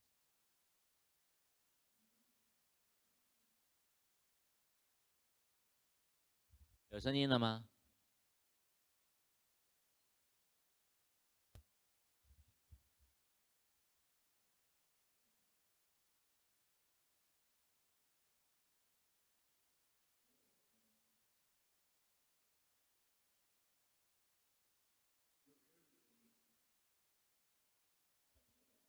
没有你的声音，直播没有你的声音，对吧？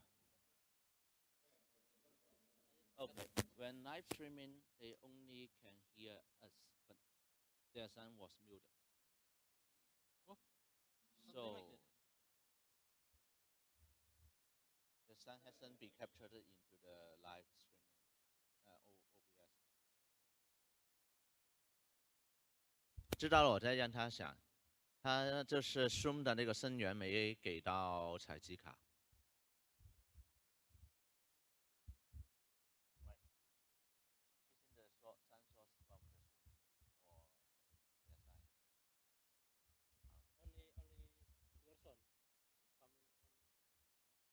Yes, yes, yes.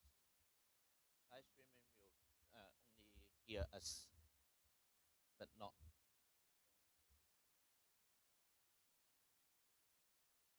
他现在在想路线怎么搭。Video okay? Can you project the video to the screen? Yeah, yeah, yeah.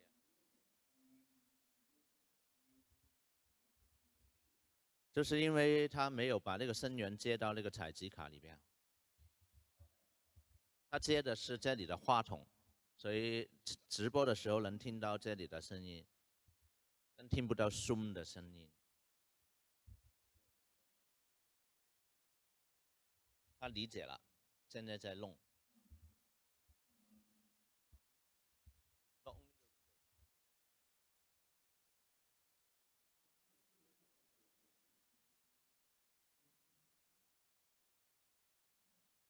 啊。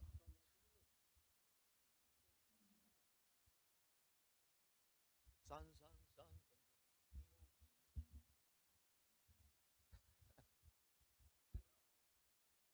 Yes。你们那边看看能不能听到集中讲课？应该已经能看到了吧？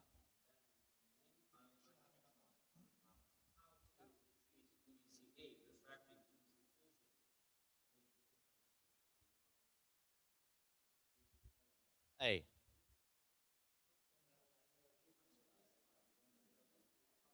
哦，行，你看到的时候，你看看能不能听到。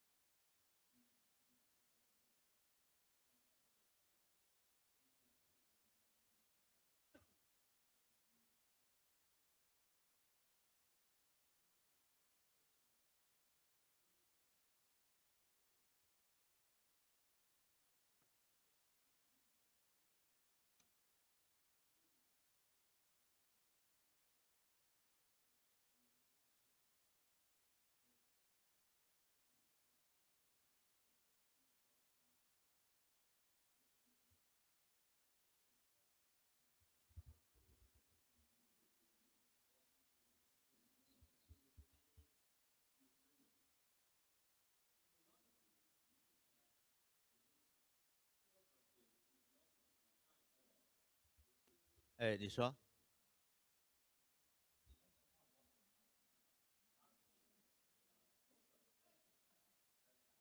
听到吗？听不到，对吧？嗯。看到幻灯片，但听不到声音。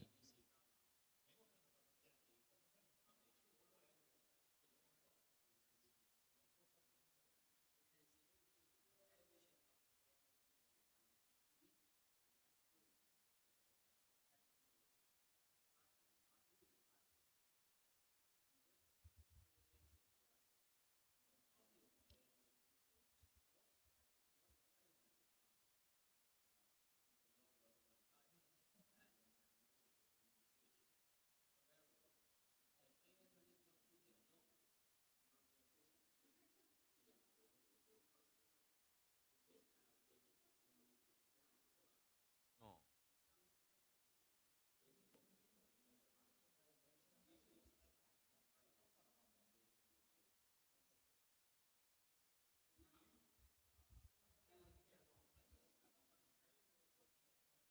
好。知道了，知道了。我跟他说。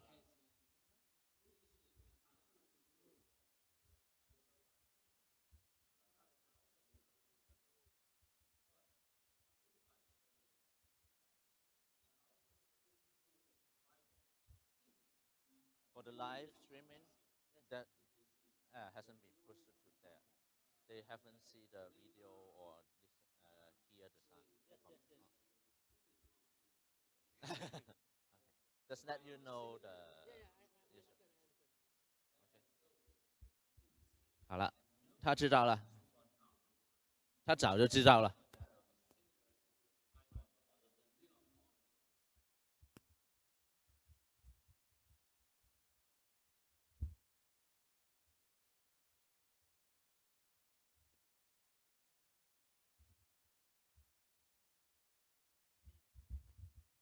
我去抽根烟啊，他再重新布一下那个线。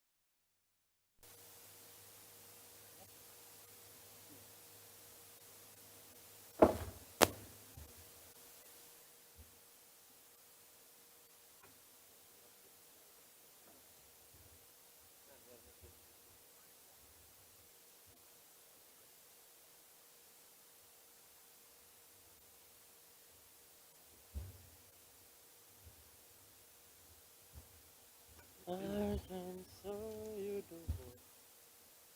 Tapi ini kurang ya. Ih, berat ya.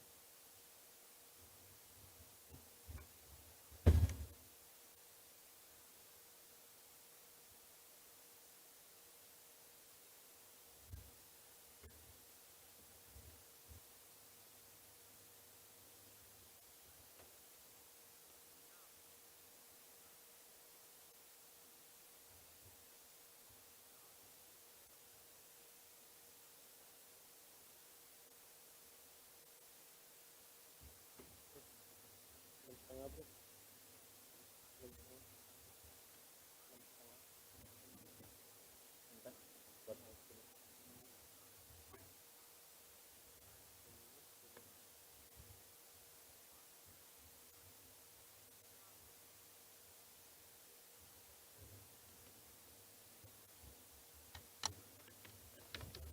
Kalau buat yang sekarang mah udah.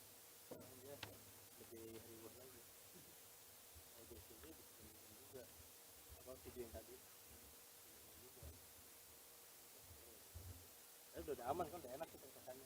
Kan tuh videonya. Gak nyambung lah. Pusing gua.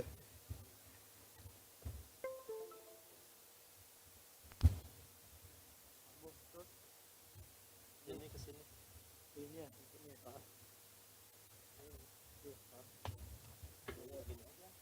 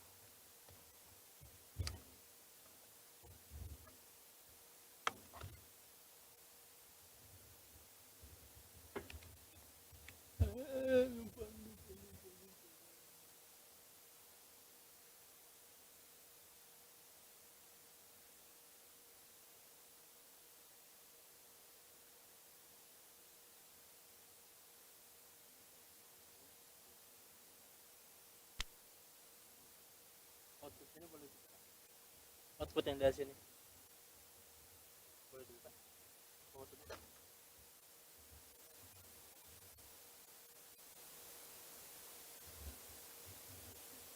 Oh, yang ini itu ya.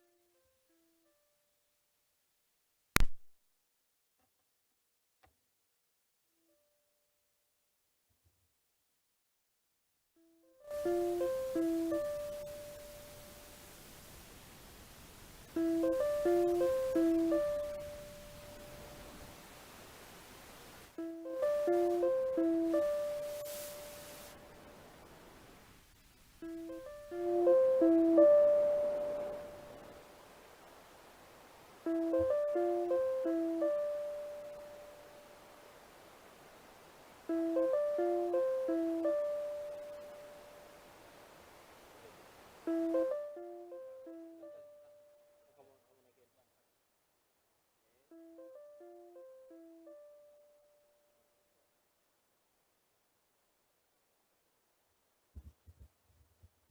Cek.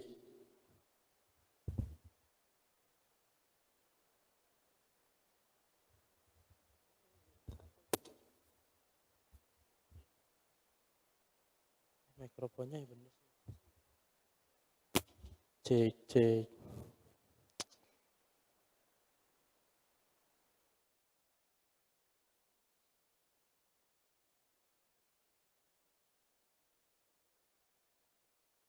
Cek. Cek.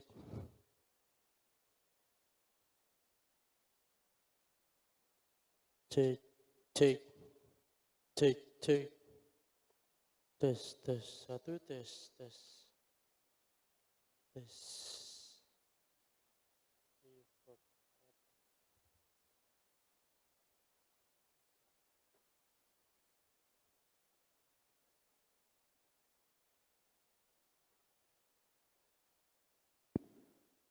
Cek. Cek.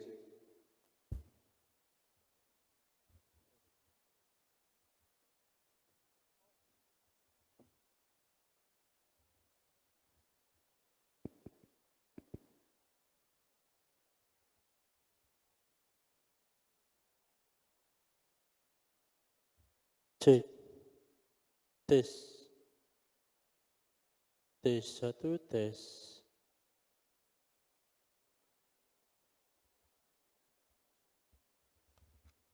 Cek.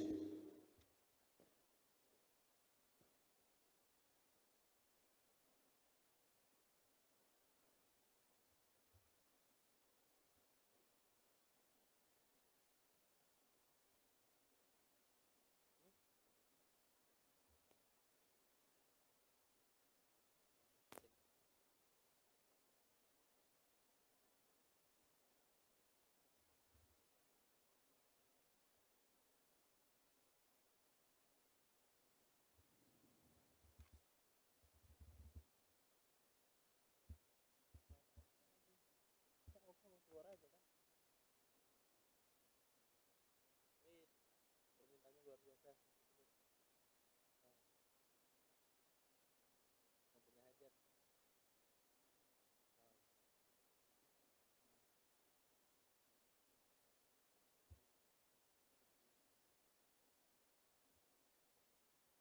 Lah, pokoknya dia dua itu lah.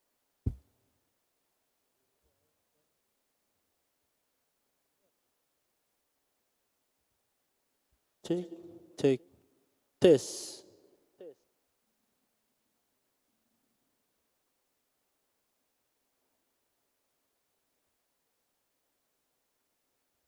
Cek. Cek.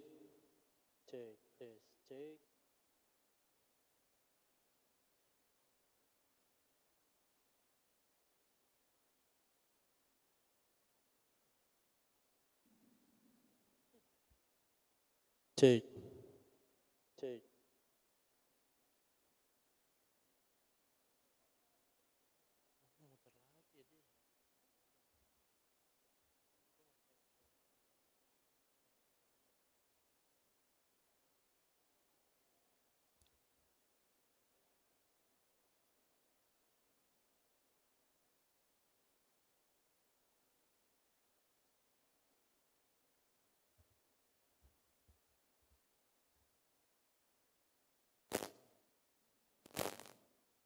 Check.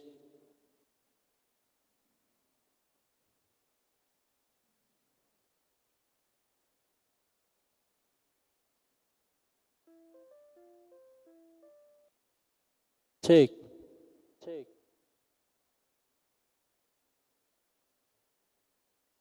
Check. Check. Check. Check. Mendingan nih. Oi. Ganteng.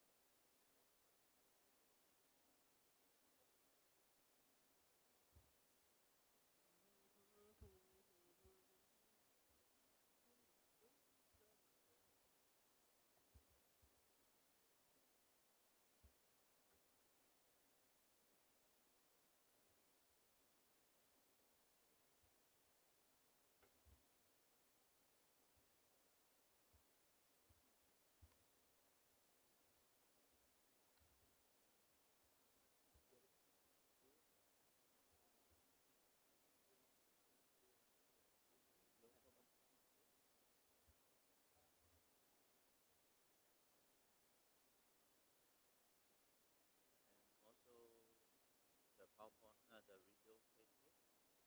Play the video here.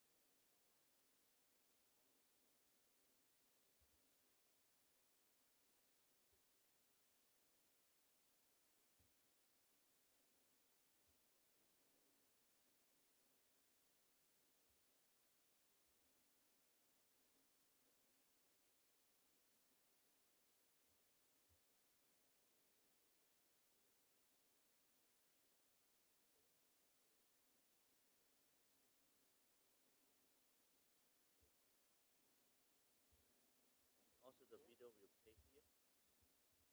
The video will be played here. The same computer, right? Let's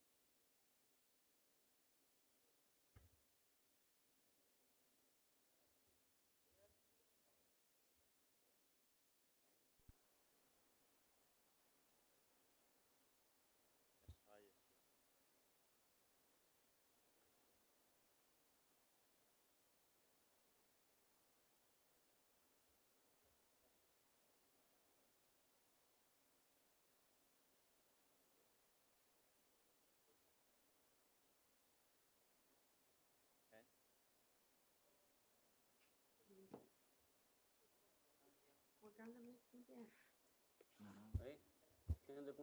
Okay. 我现在你给我的是最后的日程吗？今天那个听到吗？对对对。哎，那个香港那个他们俩就没在这里边了是吧？对，那个他们不讲了，最后那个香港人，他们是放在说今天早上已经给讲了。全部推出去，它会有声音出来。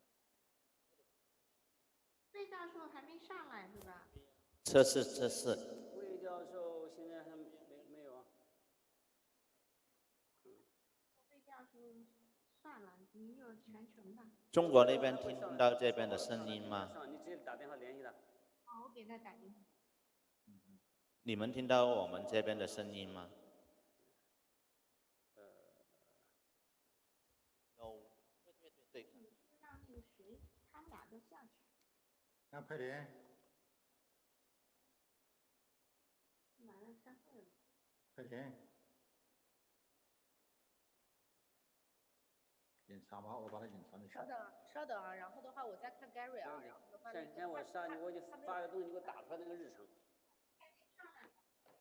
我可以隐藏，我把自己这个我把它隐藏起来都开了。对，那只剩贾教授跟现场了。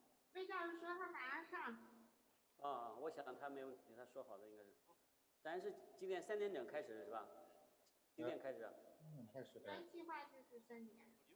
行，3点钟准时开始，然后就5点就结束了，是吧？知道是他的那个。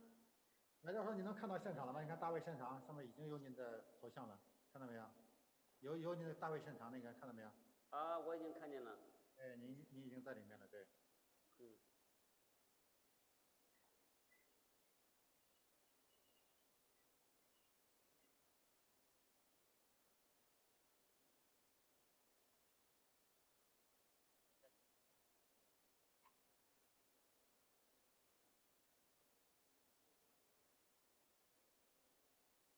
我刚才静音了，5点40结束。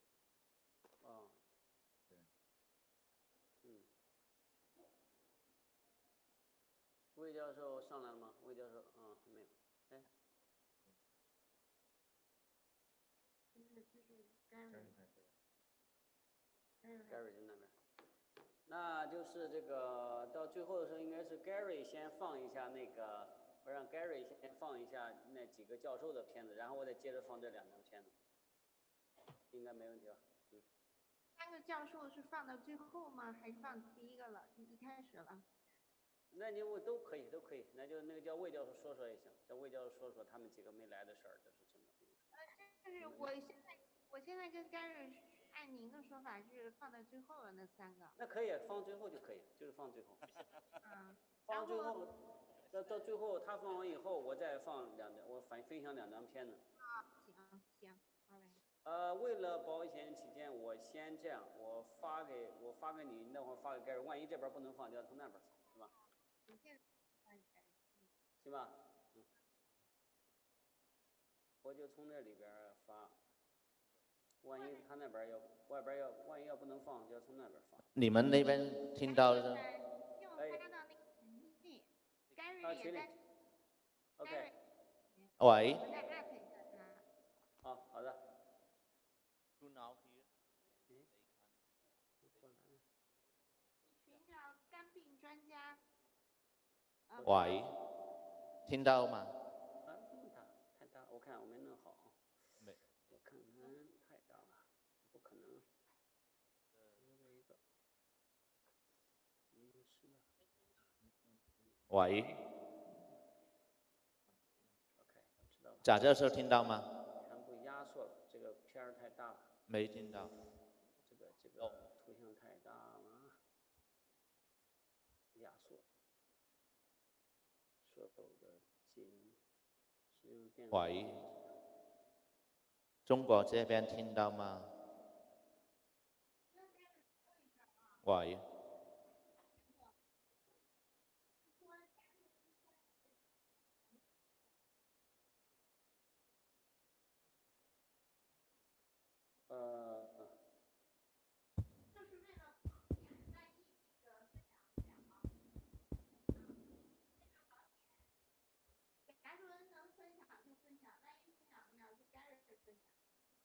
其实那就别弄了，就干脆叫他直接弄嘛，跟他搁在一起，为了减少麻烦，就给那一张他做那一张片子搁在一起。我知道。但是他那个片子，行。他要是喂，你看怎么方便吧，反正是。就前面不是介绍那几位教授没来的，我你在 Zoom 上面，Zoom 上面听不到吧？对啊，我已经在说话了，Zoom 上面听不到，他现在没。你去 Zoom 那边带着，我们在测试。喂，他换了一台电脑。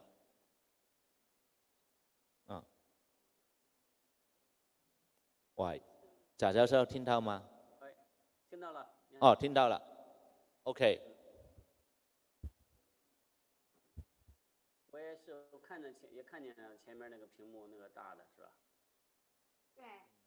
看见。现在魏教授还没上来，刚才说魏教授要上是吗？这样子。Can you see that? Okay.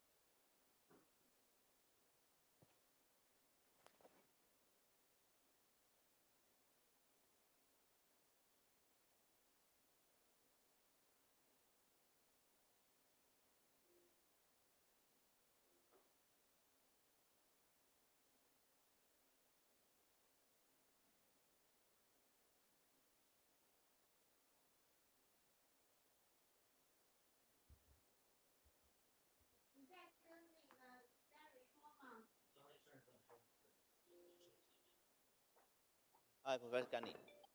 Professor Jia online. Just a moment. I'll connect you to Professor Jia. Yeah. Yeah. Professor Gani is here. Good. Camera zoom to what do you? Professor Wei is also online now. Professor Wei. You may select the virtual background. Can do that? Hi, Professor Jia. Hi. Can you do the virtual background? I mean, And it's difficult. Okay, that's fine. Okay, I try again. But it's fine. Fair, and then a few updates ago, and so I try again. Okay. Good Professor Gan is also there. Good afternoon, Professor Jia, Professor Wiley. Professor Gani. Hi, Kali, Professor Kali. Hi. Greetings from Indonesia. Yeah, Professor Kali. Yeah. The participants in other room is not yet finished, so please wait for maybe around 10 minutes.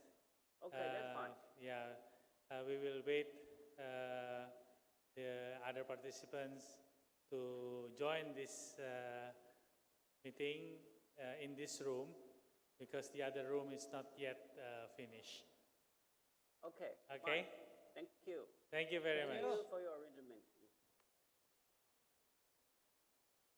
Professor Wei, I'm afraid it doesn't work. Yeah. You may just forget it. You just use the background as it is.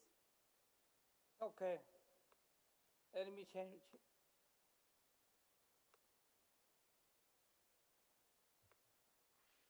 Okay, that's good. Oh my God. It works well with my computer.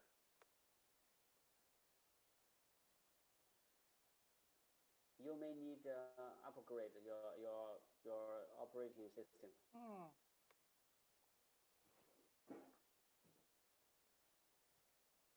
I have to leave for a while and so restart again. I'm sorry.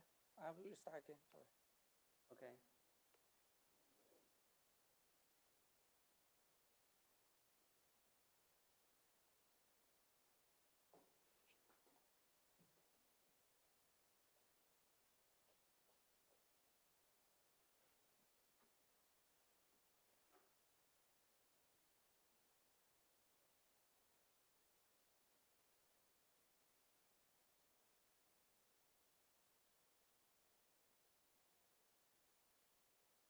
杨总，那个听众的那个链接是哪一个？你能发一个吗？在群里边。杨总，喂，杨总。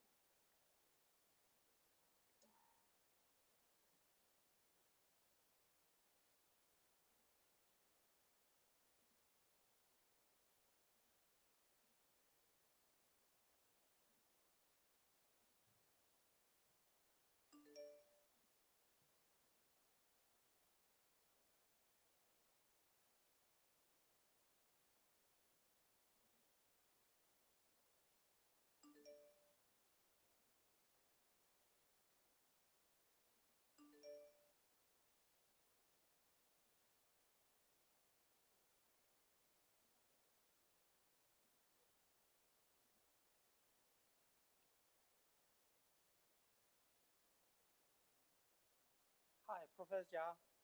Hi. Can you hear me? Yes, very well. Okay, so I saw, I see, and the Professor Jia and Dr. Yang, and the Professor Liu, and who's this one?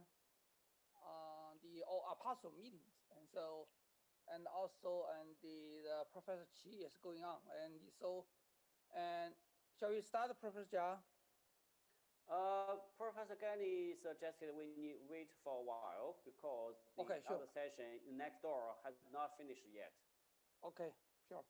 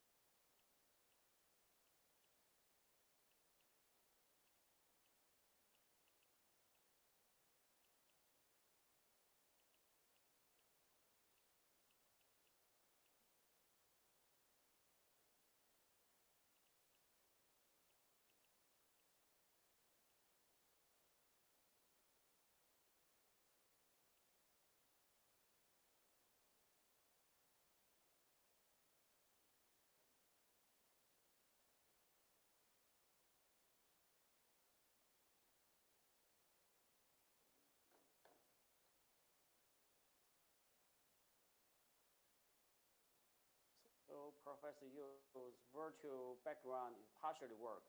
You can see some of it, but not all. Professor Wei doesn't work. Completely doesn't work.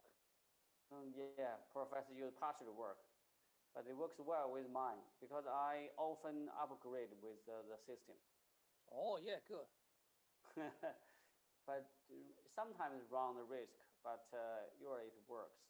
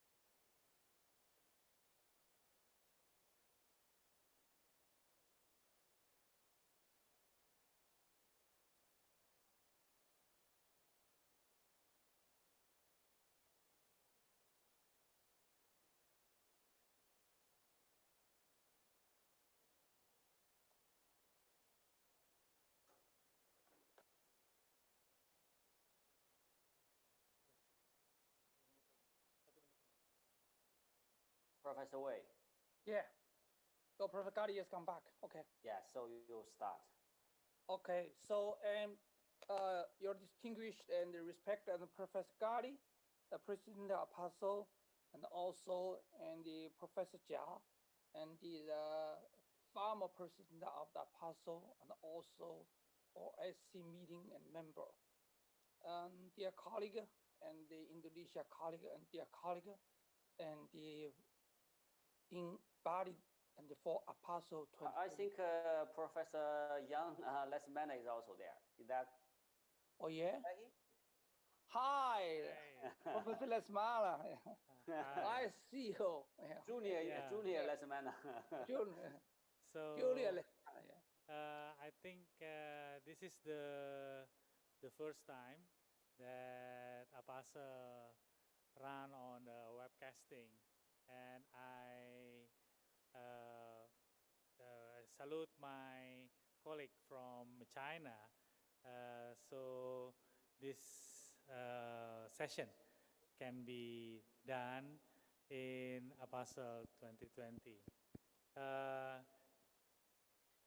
I, with my colleague, Professor Rinaldi Lesmana, will be a moderator for us in Bali. Professor Lesmana, you may say one or two words, please. Yeah, dear Professor Jia, Professor Lai Wei, also Professor Xiaolong Qi, and all Chinese colleagues, Professor Hong Yu and other. Very nice to see you, even though it's through the web.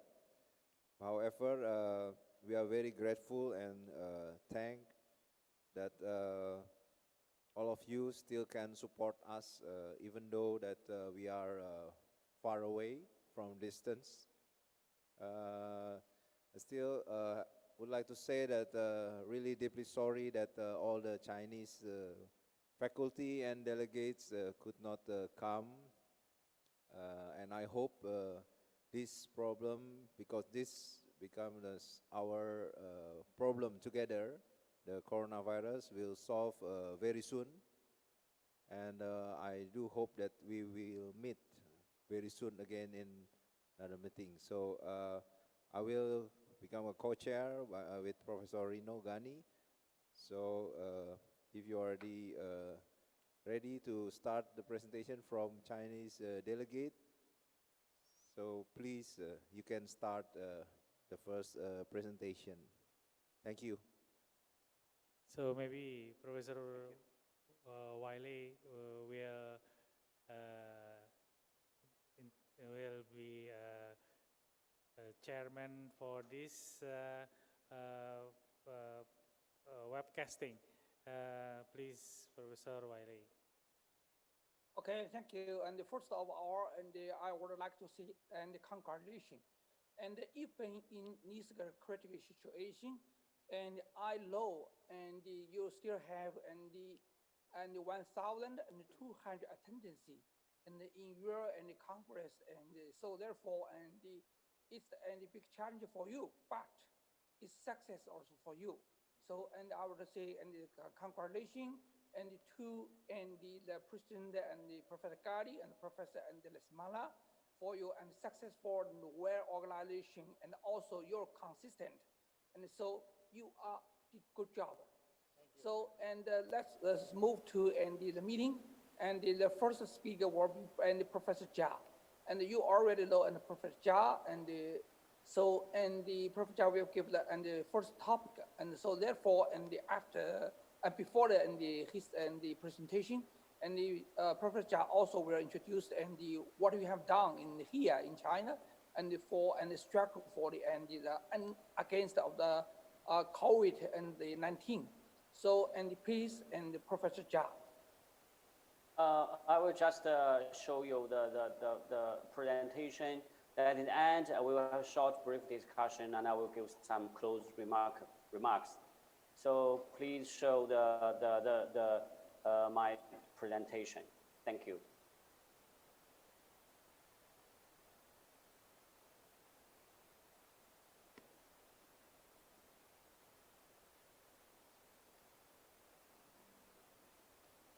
So, Gary, slides, please. Slides, please. Yes. Gary, may you show the presentation video? Yes, yes, we can see very clear, Professor. Okay, fine. Thank you.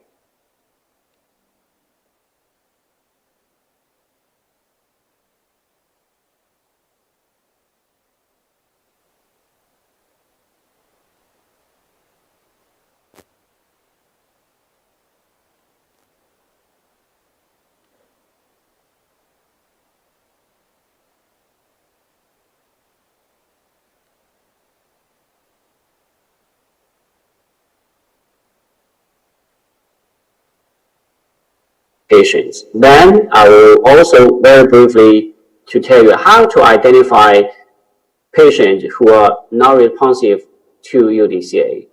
Then the main part of my talk is about how to treat UDCA refractory PBC patients with different categories of agents. So first of all, I show this slide. This is a recently published meta-analysis by our own group that is showing the prevalence of PBC in Asian Pacific region. You can see the overall prevalence in our region is much higher than it was thought before, but maybe still lower than in Western countries. However, even within this country, we can see that China, Japan have a highest prevalence, whereas Australia and South Korea have the lowest prevalence. In the middle is New Zealand, showing maybe there's some epidemiological heterogeneity in this disease. May also reflect different healthcare system, or may also reflect the selection bias, but this needs further studies. So now this slide showing the clinical characteristics of PBC. We can see this disease is mostly affects women. Actually, in clinical practice, we have 80% or even 90% of patients are ladies. They have elevation of ALP or gamma GT. Most importantly, they have positivity for anti-mitochondrial antibody M2 or anti-GP210 SP100. Histologically, they have non-suppurative interlobular cholangitis infiltrated with lymphocytes. Lastly, most of the patients have very good response to UDCA. So the diagnosis of PBC is quite straightforward. We can see this slide adopted from the draft APASO PBC guideline, which is hopefully be published by in this year. We can see if the patient have elevation of ALP and gamma GT and exclude the actual hepatic biliary obstruction by imaging studies. In this patients, if they are positive for AMA M2 or have histological evidence of interlobular cholangitis, then the diagnosis can be reached. However, the AMA positivity alone is not sufficient to make a diagnosis of PBC. In this kind of patients, we need to closely follow up. In some selected patients, maybe we can do liver biopsy if we really suspect the presence of preclinical PBC. So now, the standard of care for PBC, it is very, very simple. The standard of care for PBC for many years is UDCA therapy. We can see UDCA can not only improve the liver biochemistry, but it can also improve the histology. Now this slide is showing that they can also improve the survival if they have good response to UDCA. You can see the blue, the green line showing those people with good response to UDCA. The survival is similar to the control population, whereas those take UDCA but have no good response, so-called non-responders, their survival curve is similar to the survival to the male model of PBC. That means the natural history. So clearly, it is very important. UDCA is effective, but not to all patients. So we need to identify patients who are responsive to UDCA and those who are not. Therefore, we can do something to try to improve the prognosis of those who are not respond to UDCA, or in other words, the so-called UDCA refractory PBC patients. So that's the point. Now here also I show a slide of our own patient group. It's a large cohort, over 700 patients. All of them received UDCA therapy. You can see the 2-year, 5-year, 10-year, and 15-year survival was quite good, around 95%, nearly 90%, 70%, or 60% respectively. That means the UDCA therapy is good, but also we see from this slide, we can see if the patient already have cirrhosis or even decommon liver cirrhosis, the survival would become poorer compared to those without. So that means early therapy would be important. So next we say how to identify patients who are refractory to UDCA.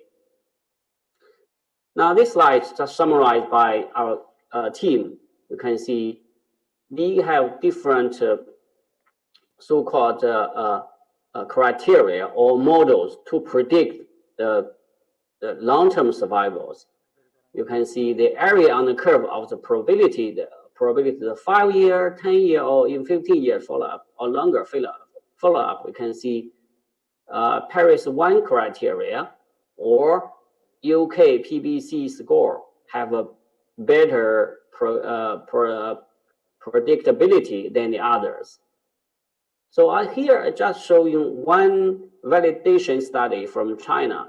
You can see that the patients with different response to UDC in Chinese patients. Then you can see the red line and the green line, respectively. They are showing, they indicate the PBC, UK PBC score or global PBC score. Their area on the curve much better than all the others. Therefore, probably UK PBC score and global PBC score will be further validated and used in clinical practice. So now I turn to the main part of my talk, how to treat these patients who are not responsive to UDCA therapy. This slide is showing the potential therapy. It's a little bit complicated, but have nuclear receptor targets, have membrane receptor targets, and also have some other different targets. It's very complicated, but due to the limitation of time, I only focus some of these agents. So first of all, I would like to show you the meta-analysis conducted several years ago. Benzafibrate, which is an agent to lowering lipid. This is add-on therapy to patients who are not responsive or with incomplete response to UDCA. We can see this add-on therapy really improve the ALP levels, showing the up panel, but not improving the pruritus. So this is a summarization of most of the small study. A couple of years ago, a very well-designed clinical trials has conducted, so-called RCT study. This study confirmed the efficacy of previous studies as shown in the meta-analysis. You can see this is a placebo group. That means UDCA plus placebo, where the orange indicate the UDCA plus benzofibrate. You can see clearly the difference. The normalization rate or the level of alkaline phosphatase in the combination group or add-on group is much better than the UDCA alone, confirming the efficacy.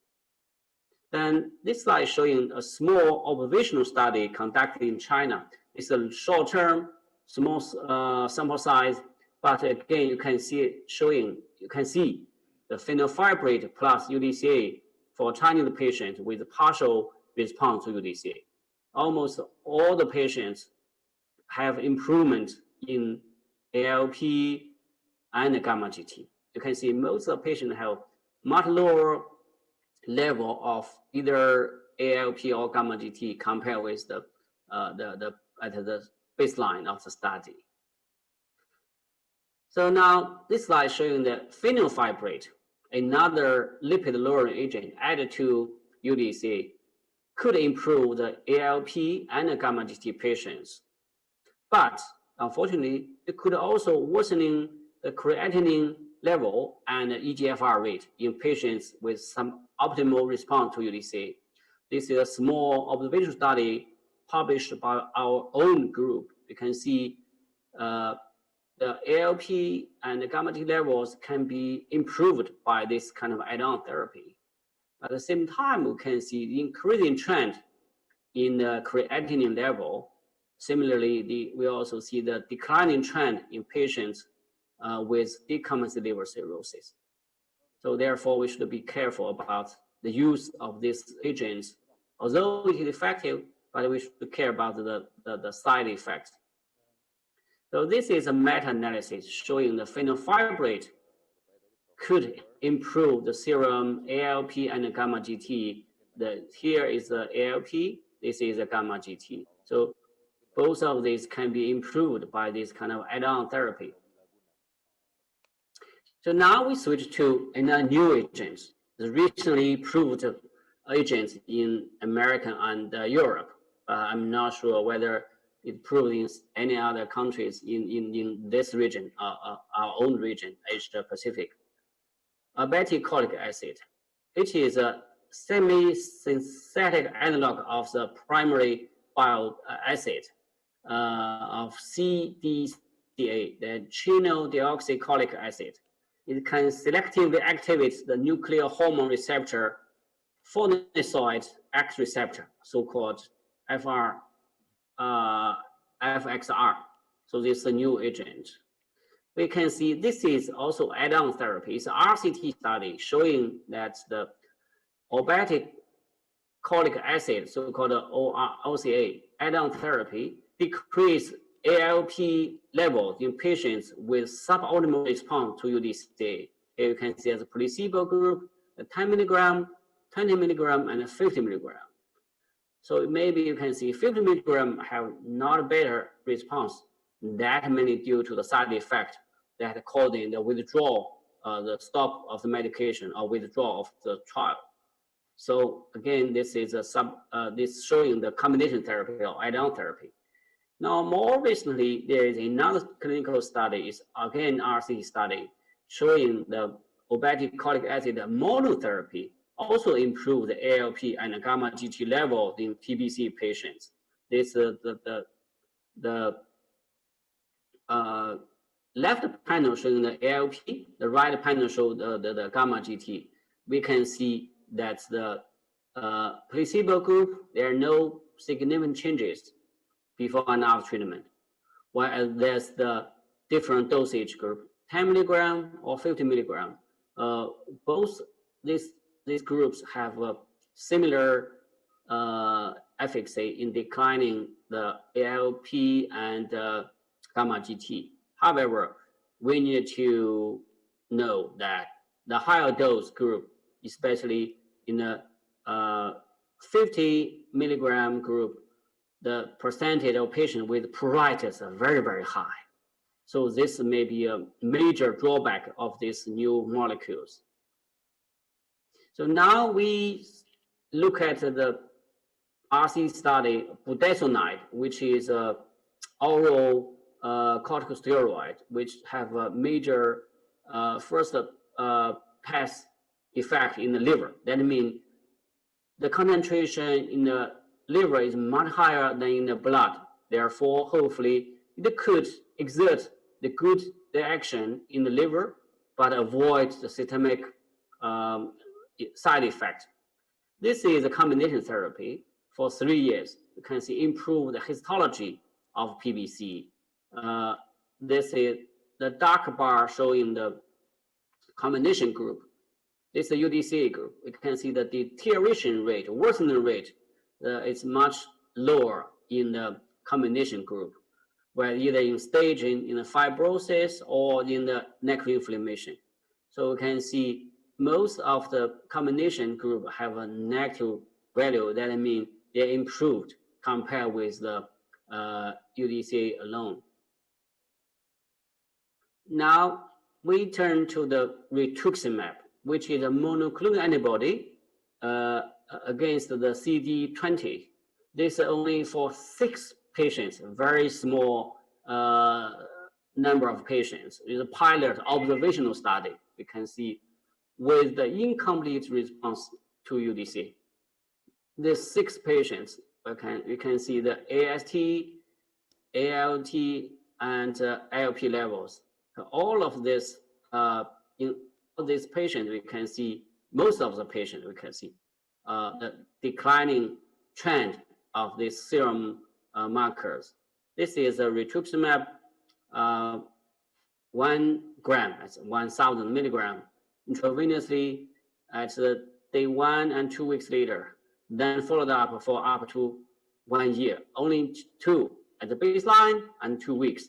So it seems there's only 2 times of therapy already have the trend of improve the clinical or biochemistry in patients with incomplete response to UDCA.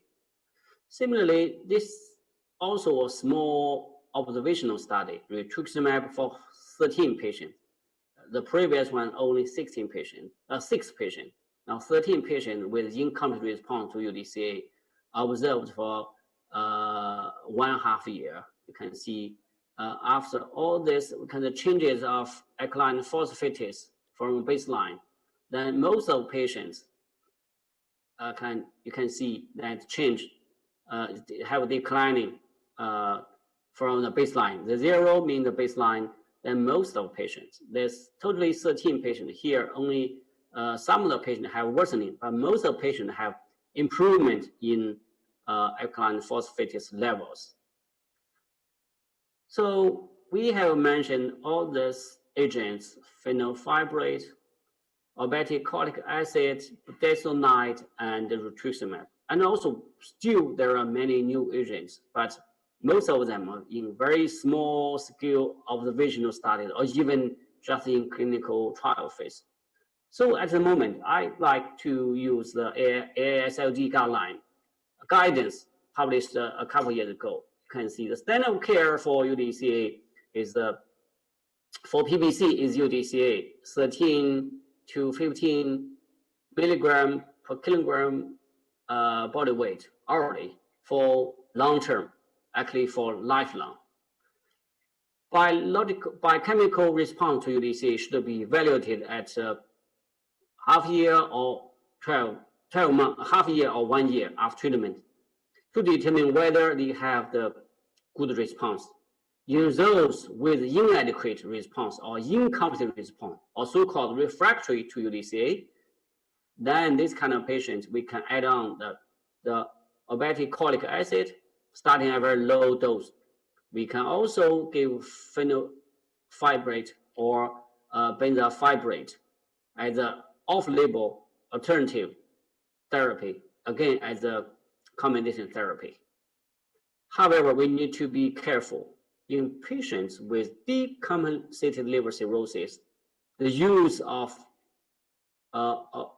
obeticholic acid and fenofibrate should be cautious, because it can worsen the underlying liver disease. So this is a summary what we have for the patients who are not responsive or refractory to UDCA. Lastly, I would like to thank you all for your attention. So you can see this slide. The upper one is taken 50 years ago at the Bali APASO meeting, which held in 2005 in Bali. You can see Professor Hiscold and Professor Mans kindly took a photo with me. They encouraged me to study in this field. I would like to express my thanks to these 2 world top experts in the field of autoimmune liver disease. The right corner, we can see now this year in Bali meeting again. Unfortunately, as I mentioned at the very beginning, we're not able to make it due to the outbreak. You can see more than 40,000 medical staffs are fighting COVID-19 in Wuhan and Hubei, and many, many more in the whole part of China. And most importantly, a lot of them are hepatologists or infectious disease in China. So we hope we can control this disease in the next weeks or not in months. So we hope everyone have a safe trip. Everyone have a. We hope everyone enjoy the meeting. I also would like to thank the organizer to let me to give this video presentation. Thank you for all. Thank you, and Professor Jia. And we will have a discussion and after all speakers. So, and let's move. We will have some time for discussion. Is there any questions from the floor?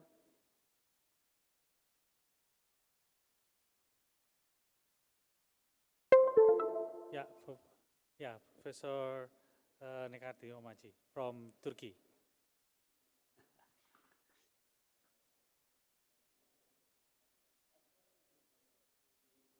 Folic acid decrease the fibrotic tissue or not? Sorry, I didn't really get the full question.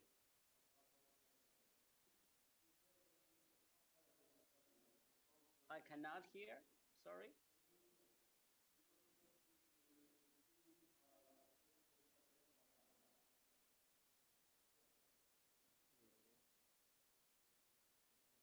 Then Dr.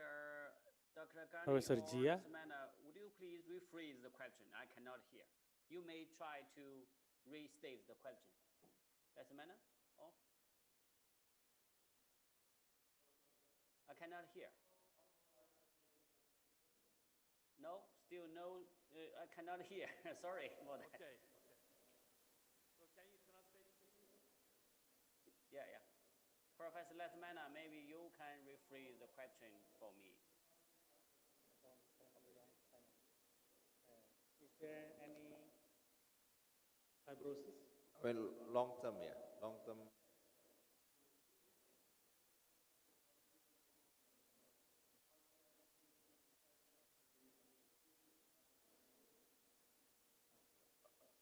I think the question from Professor Nekati or Mekti, is there any long-term data for this obeticholic acid, right? Comparison compared to standard treatment to reduce the fibrosis? Yeah. Please, Professor Jia. Thank you for question. For my knowledge, there are no special publication on the long-term efficacy, either on the histological improvement or on the long-term clinical outcomes. But I believe maybe some years later we can find this kind of data. Thank you.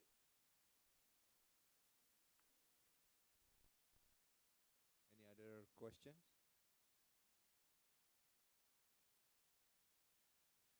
I like to ask Professor Jidong Jia. We know that sometimes in PBC the AMA is not positive. In this case, should we use the same algorithm to treat these patients with UDCA, and then if it's a refractor, we can use fibrates or obeticholic acid in this case? Sorry, if I understand correctly, you mean some patient negative for AMA-M2? Yes. So whether we can still use this kind of similar therapy? Yes? Yeah. Yes. The question is, if we can, even the AMA negative, but we have other evidence of PBC like anti-GP 210, anti-SP 100, is also can be make diagnosis. If they're all negative for this AMA or these three markers, then if the histological evidence support PBC, so we can still make the so-called AMA negative PBC. So far the treatment seems the same. Efficacy and the long-term outcome seem the same. Thank you. Any other question?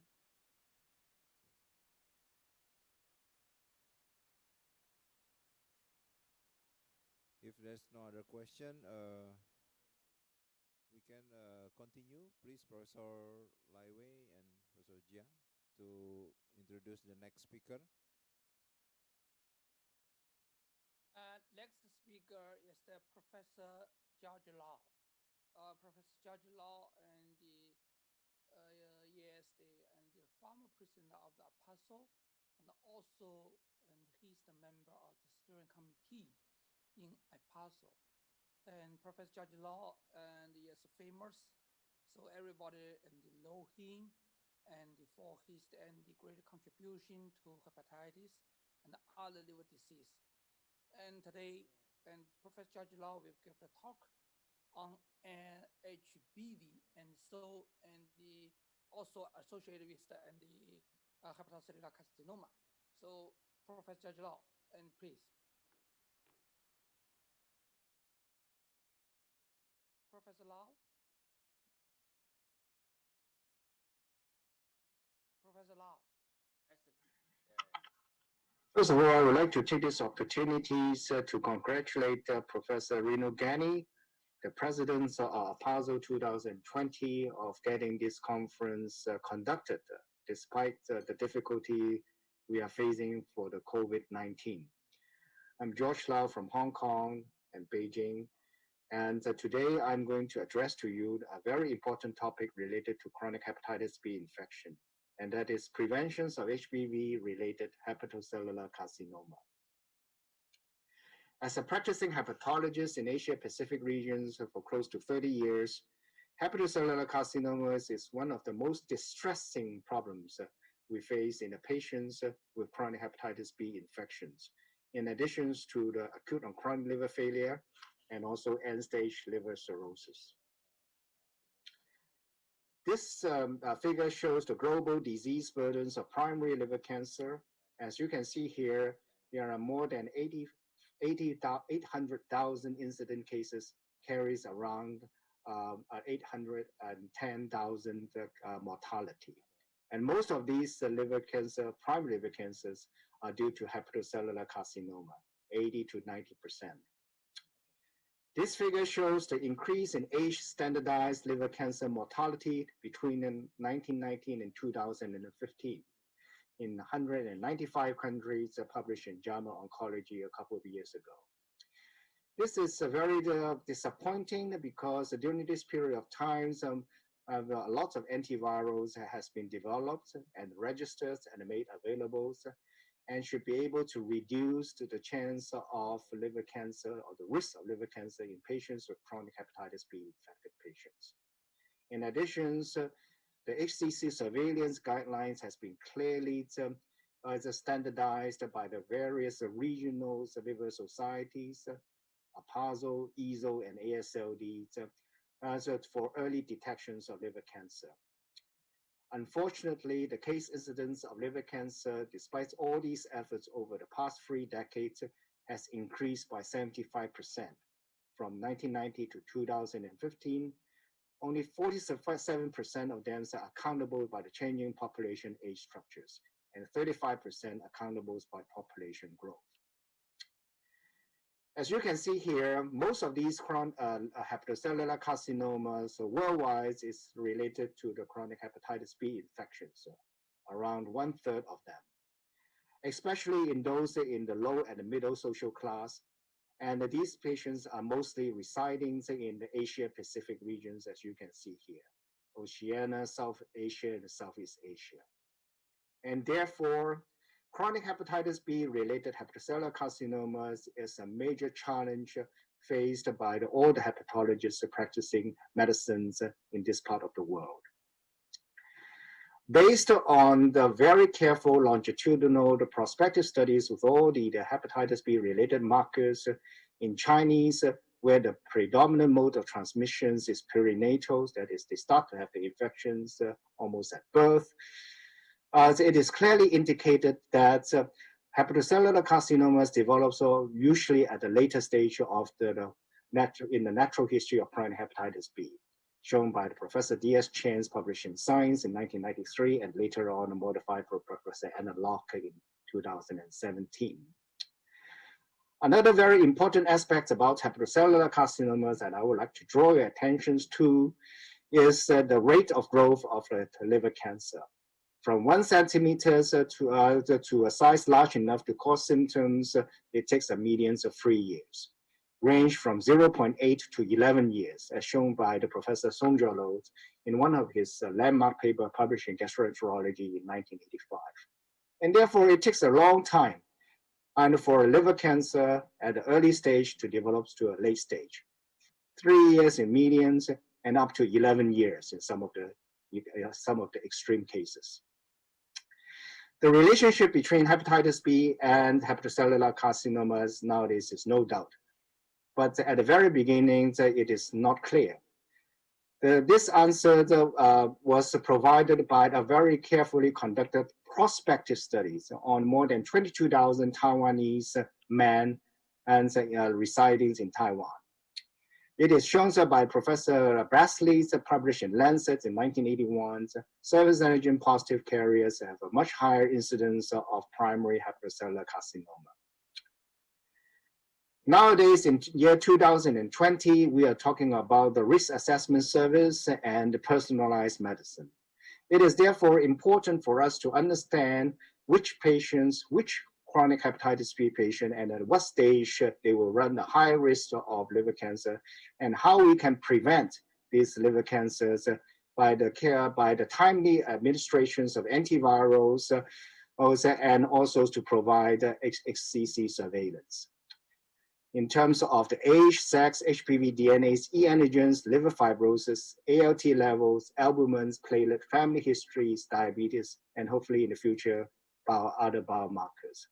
Recently, there are the controversies about whether entecavir is better than tenofovir or tenofovir is better than entecavir in the reductions of liver cancer. With these variables and with most of them retrospective studies, and these data enters into the feature processing and risk predictions using risk algorithms, resulting in risk scores and risk factors. Well, unfortunately, most of them has not been utilized and recommended by the guidelines and put into the real life. And I will address these issues in my another talk in the conference. Well, ideally, the use of these risk assessment service would result in effective interventions in terms of administrations of antiviral therapies, and also to adjust the intensities and the timings of the HCC surveillance. This table summarizes the major studies done on the risk scores for HCC in chronic hepatitis B in the past 10 years. Those without nukes, some of them on nukes, and all of them on nukes. I would like to draw your attention to the very important aspects of the determining factors of those patients who are on nukes, because nowadays the nukes are easily available, it's just cheap, and it is safe. So most of our patients seen in the healthcare service are put on nukes. So only a minority refuse to be put on nukes. Now, so one of the most important determining factors that's being shown in the table summarizes here is the male, the sex, and age, and also the presence of cirrhosis, either itself or its manifestations with lowish albumins or lowish platelets. Recently, in one of those papers, the comorbidity factors such as diabetes has also been shown to be a high risk factor. And this is of great importance because with the increased wealth in the Asia-Pacific region, especially China, and I'm sure that Professor Fan Jiangao is going to address these issues, there is an increase in the incidence of diabetes mellitus and also the fatty liver. And a lot of our chronic hepatitis B patients starts to have these additional risk factors, which needs to be paid attention to. Now, how to achieve the treatment goals for chronic hepatitis B to the reductions of mortality and morbidity related to liver cancer is complicated. But in essence, we need to identify the risk of those chronic hepatitis B patients who would have a high risk of development of hepatocellular carcinoma, so that timely antivirals can be administered, and also so the intensities and scheduling of the HCC surveillance can be applied. And hopefully we can be able to use of these strategies to reduce the incidence of hepatocellular carcinomas. And even if they develop, so we can detect them at a very early stage so that curative therapies can be applied. For those unfortunate subjects with chronic hepatitis B related chronic hepatocellular carcinomas, we also need to know the strategies how to prevent HCC recurrence in these subjects, so as to reduce the overall mortality and morbidity related to hepatocellular carcinoma.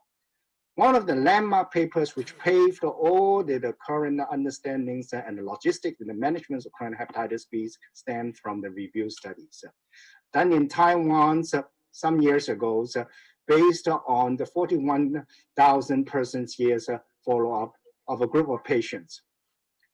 Of 164 cases of hepatocellular carcinomas and 346 deaths.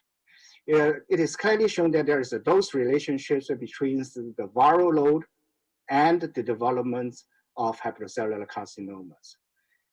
This also applies to the development of liver cirrhosis. So the higher the HBV DNA viral load in those subjects, mainly the E negative subjects, 85% of them, there's a higher risk of hepatocellular carcinoma. And therefore, all the antivirals registered so far has been shown to be effective, need to be shown to be effective to the reductions of HBV DNA. In terms of interferons, lamivudine, adavovir, PEG interferons, entecavir, tibulidine, tenofovir, and recently TAF. Well, because the necessity of having the need to do the studies in a short period of time, a surrogate endpoints has been used, and hopefully this could be translated into long-term benefits to the patients. The primary endpoints in most of these studies are either histology with reductions of a nodal necroinflammatory score, E0 conversions, reductions of HBV DNA levels, initially at the levels much higher at 5 logs, but recently it has been reduced to less than 29 IU per mil because of the improved sensitivities of the HBV DNA assay that we have been using. Now, the key issues now to understand after the registrations of all these agents, as to these, does this use of surrogate endpoints really translate into the ultimate endpoint? That is the reductions of liver-related mortality and morbidity in terms of hepatocellular carcinoma, acute and chronic liver failure, and end-stage liver cirrhosis. Well, this is the real-life transitions and the real-life studies that needs to be done. And it can only happen when the drugs is available in the market and has been administered to the patients. The interferon has been shown on that aspect to be able to reduce the occurrence of liver cancer by the Professor Yunfen Liao's group published almost 20 years ago in hepatology. And very similarly, the lamivudine has been shown to be able to reduce the incidence of disease progressions and deteriorations of the liver functions and occurrence of HCC with the use of lamivudine, and this is the only randomized control study with a placebo arm. However, the results of these studies is being challenged because 5 of those patients who develop hepatocellular carcinomas have the liver cancer detected within 1 year of randomization. So, taking these 5 out, also the p-values become insignificant. And therefore, in the ASLD, there is no concrete evidence to show that lamivudine is effective in the reductions of hepatocellular carcinoma, because these cancers might have been already there before the randomizations process. Now in the 21st century, we are able to examine the effects of more potent antivirals, that is entecavir or tenofovir, which is less resistant prone and is much safer. And this is one of the studies using propensity score, and the studies 785 consecutive HBV carriers between 1998 and 2008. The patients was prospectively enrolled, and they have the HCC into the HCC surveillance program.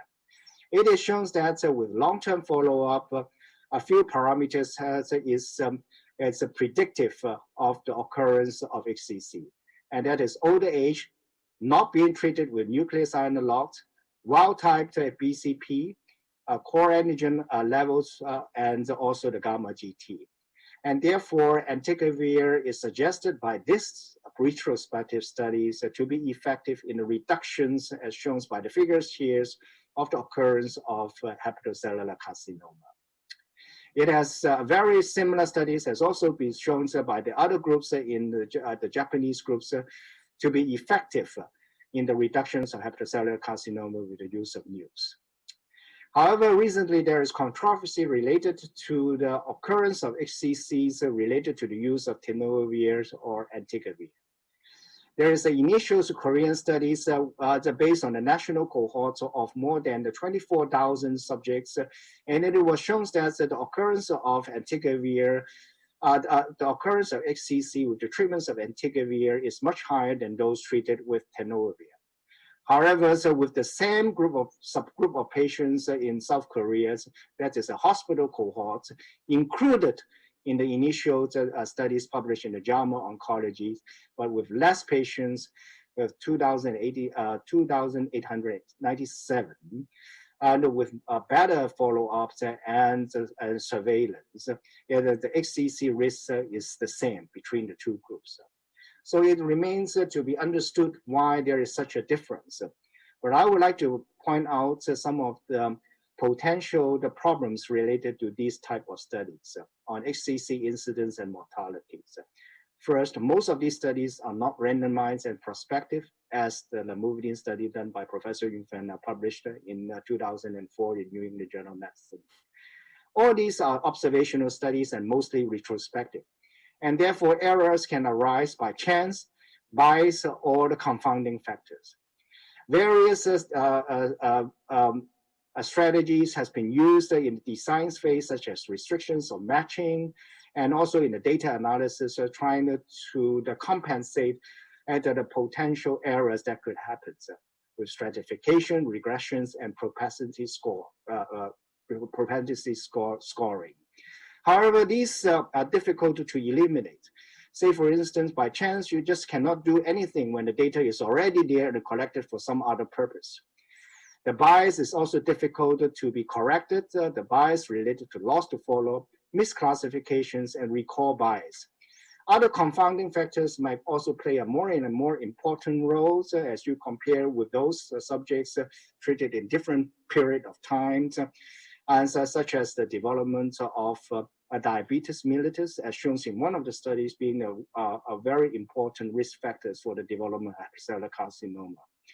And I'm sure that others are aware of there is an increasing incidence of obesity and diabetes recently. So to compare with the historical controls not treated with nucleoside analogs might miss this very important point. What should we do next? In 2020 and beyond, we are going to see patients very differently with different risks of hepatocellular carcinoma. In the old days, especially before the availability of antivirals, we are seeing patients with untreated hepatitis C and hepatitis B, with a high risk of development of hepatocellular carcinoma. Now in 2020, with pan-oral DAAs and effective nucleoside analogs and pegylated interferons, we are going to see patients with cured HCV post-SVR, but they still have a risk of HCC. And also those patients who have been suppressed, have suppressed HPV DNAs with undetectable levels, they still run the risk of hepatocellular carcinoma, especially if they have confounding factors such as a non-alcoholic fatty liver disease. In those patients with diabetes and with the increase in obesity, this will be a major threat, and the increased incidence of hepatocellular carcinoma in patients with chronic hepatitis B, even if they are on treatment. This figure shows the age-standardized incidence rates of liver cancer from 1990 to 2016, and you can see here there is a gradual increase, unfortunately, the development of hepatocellular carcinoma. What is the most disappointing is the mortality incidence ratios of liver cancer globally.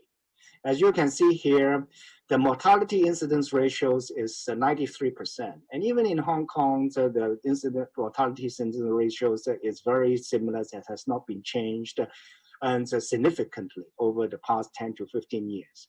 In other words, most of the liver cancer, when they are detected, it's either mostly symptomatic or at the late phase, because then it translates into mortality. If they can be detected early with the HCC surveillance programs recommended by the guidelines, especially the APASO guidelines, which is more specifically designed for Asian Pacific regions patients, I believe that this could be markedly reduced. Well, this is the recommendations, the framework that's put out, and I think that this would help to achieve a global reductions of HPV-related HCC burden. And that is achieving the universal HPV vaccine coverage. This is now achievable even in China, in those places which are more backwards economically. The controlling of the HPV-related disease and also reductions of environmental and lifestyle exposures such as alcohol, aflatoxins, and obesity. And most importantly, and I think that this is what we need, is the early detections with good surveillance programs and hopefully in the future with better biomarkers for the detections of early HCC, so that even if they develop, we can and have them catched at an early stage, and curative ablation or surgical therapies can be applied. Last but not least, I would like to thank the group which has stimulated me my 30 years of passions in the search of the answer of how to improve the care of patients who suffer from chronic hepatitis B infections. Some of them has been promoted for very high rank, such as Professor Chen Jianren, now is the Vice President of Taiwan's Professor Ismail Marigans. And you can see here, they are very respectful teachers to me for my life, like Professor Kunio Okuda, and also the Professor Lu from Shanghai and Professor Yao Guangbi from Shanghai. Last but not least, I would like to also to thank the team work with me for the past 10 years, together with Professor Chen Guofeng and Professor Wang Fushen in Beijing 302. And under one country and two system, humanity and health medical groups and the 302 military hospital. Thank you very much.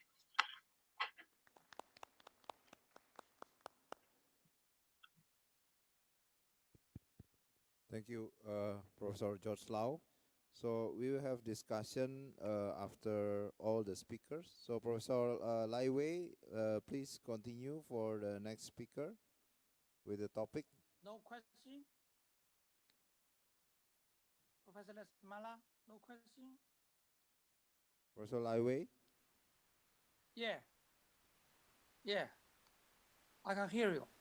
Yes. No question in the audience?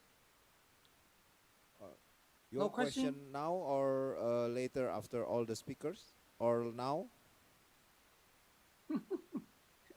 Any questions? Maybe because the Professor Gadi and they give the chance for question and the also comments and after speaker. So wondering and if you have the question, or you just discuss after all speakers. Yes. So what's your order? Yes, you can continue first, then we can have a discussion after all the speakers. Okay, sure. Okay, so let's move to the next speaker.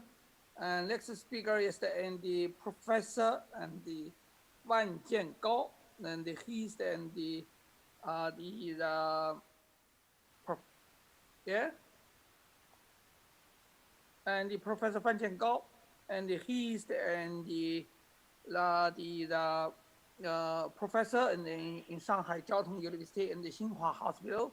And actually, Good and afternoon. he contributed to and the recent and the significant issue that is the changes in the lefty name to Mafraki, and by the international and the exporter and the group.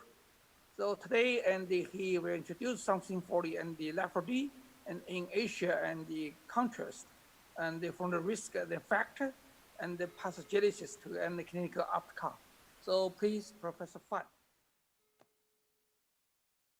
Ladies and gentlemen, it's my great Professor honor Fan, to be please. here.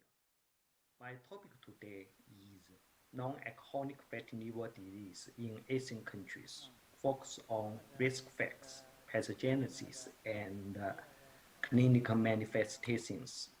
As we know, although hepatitis B and hepatitis C remain primary cause of liver cirrhosis and cancer, their incidence and prevalence are declining in most countries of Asian Pacific regions.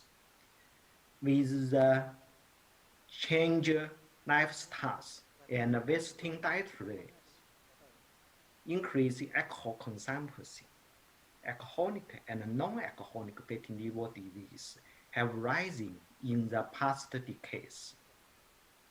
In this meta-analysis, you can see overall prevalence of NAFD in Asian countries was 29.6%. NAFD prevalence increased over time from 1919 to 2006 to 2017. Poor NAFD incidence was 16 cases per 1,000 person years. Currently, non-alcoholic fatty liver disease is becoming the most common chronic liver disease in mainland China. In our previous survey between 1995 and 2002, you can see prevalence of ultrasound diagnosis fatty liver increased from 4% to 14% over 6 years study period. However, prevalence of habitual alcohol drinking have no big changes. Increased prevalence of fatty liver disease might according to obesity, type 2 diabetes, dyslipidemia, and hypertension. According to Shanghai fatty liver study, prevalence of fatty liver disease by ultrasound was 17%. Most of them belong to non-alcoholic fatty liver disease. Only 5% according to alcoholic, and 7% with alcohol drinking. However, the alcohol is less than etiology-related liver disease. Prevalence of fatty liver increase with age, both in males and females. However, prevalence of fatty liver in males was higher than in females before 15 years old.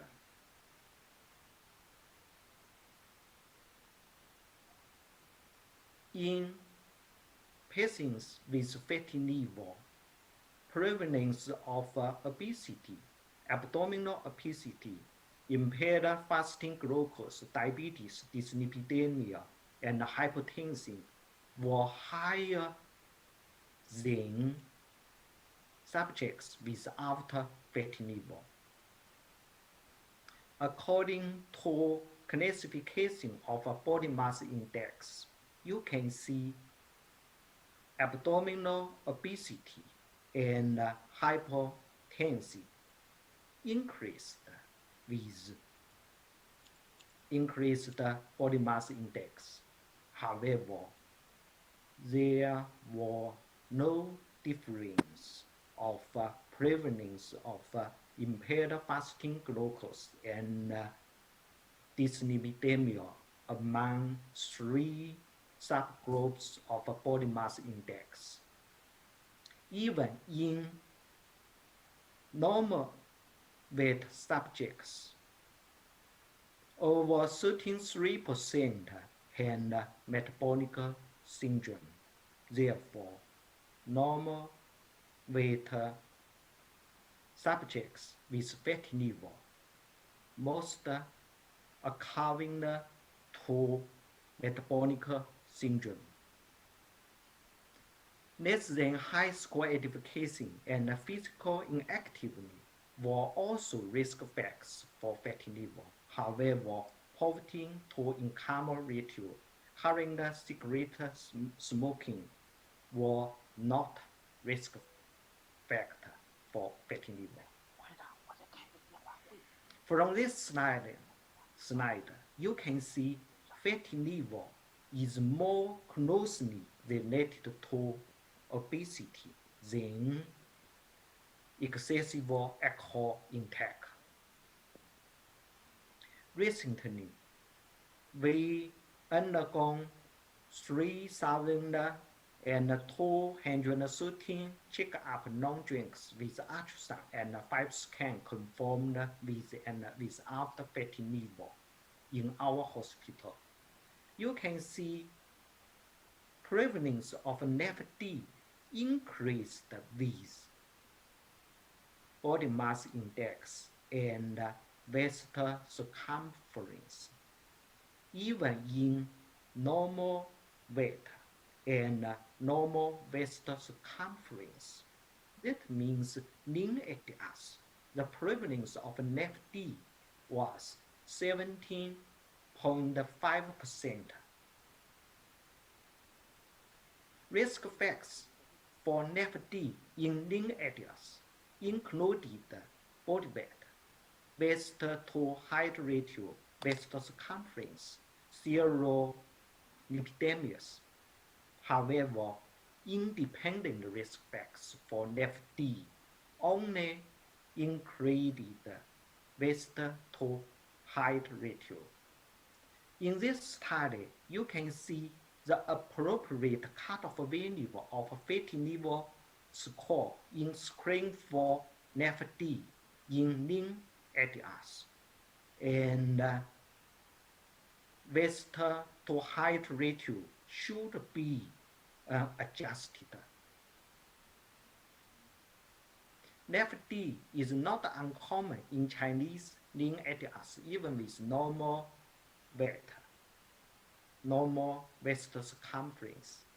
Metabolic factors may play important roles in this NAFD rather than genetic factors.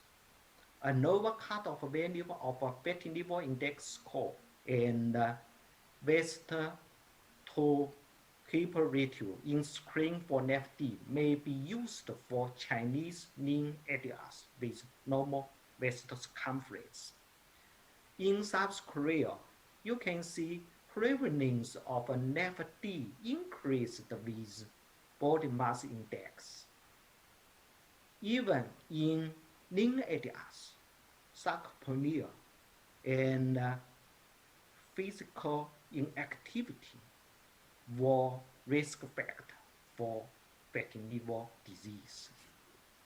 According to Korea National Health and Nutritional Examination Surveys, you can see sarcopenia is associated with NAFD and NAFD-related steatohepatitis and significant fibrosis, independent of obesity, insulin resistance.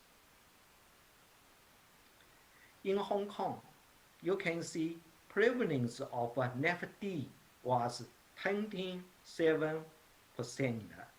by MRS, each component of a metabolic syndrome increased the risk of fatty liver in a dose-dependent manner. However, only less than 4% patients with NAFD had had advanced fibrosis according to FibroScan survey. However, the etiology of chronic liver disease patients in Hong Kong liver clinics, most of them was chronic hepatitis B, then chronic hepatitis C, then alcoholic liver disease. Only 1.5% belong to NAFD. In mainland China, over the past decades, you can see prevalence of NAFD in patients with liver disease had no significant change. In our fatty liver clinic, you can see most of them belong to non-alcoholic fatty liver disease compared to other etiology-related fatty liver disease. NAFD patients more likely to have obesity, hypertension, dyslipidemia, diabetes, cardiovascular disease. However, they are less likely to have symptoms and abnormal liver function. In 152 Chinese patients with liver biopsy proving NAFD, you can see percent of NASH was 14.1%. Advanced fibrosis was 16%, and was associated with metabolic syndrome and severe inflammation. Other study from mainland China, you can see in over 100 liver biopsy proving NAFD, percent of NASH and cirrhosis was 15.4% and 3% respectively. Both were associated with type 2 diabetes and metabolic syndrome. Recently, in Asian caps, of 448 patients with imaging diagnosis NAFD, you can see most of them had metabolic syndrome, type 2 diabetes, ischemic heart disease, and stroke. In 206 patients with liver biopsy proving NAFD, 47% were NASH, 31.6% was significant fibrosis, and 19.4% was advanced fibrosis. In a large sample liver biopsy proving NAFD in Asian Pacific regions, you can see NASH was related with severe obesity, type 2 diabetes, dyslipidemia, and increased levels of ALT and AST. Independent predictors of advanced fibrosis were old age, type 2 diabetes, and lower platelet count. From this slide, you can see even in patients with simple hepatic steatosis, 11% had advanced fibrosis. It associated with obesity and type 2 diabetes.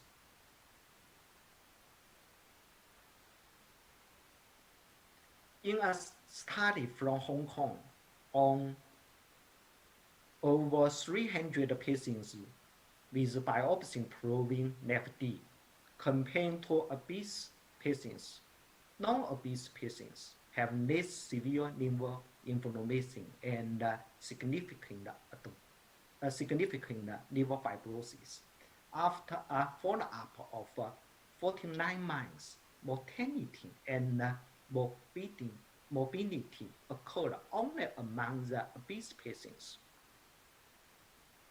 However, in our recently meta-analysis, you can see the poor prevalence of NAFD among non-obese subjects was 15.6%.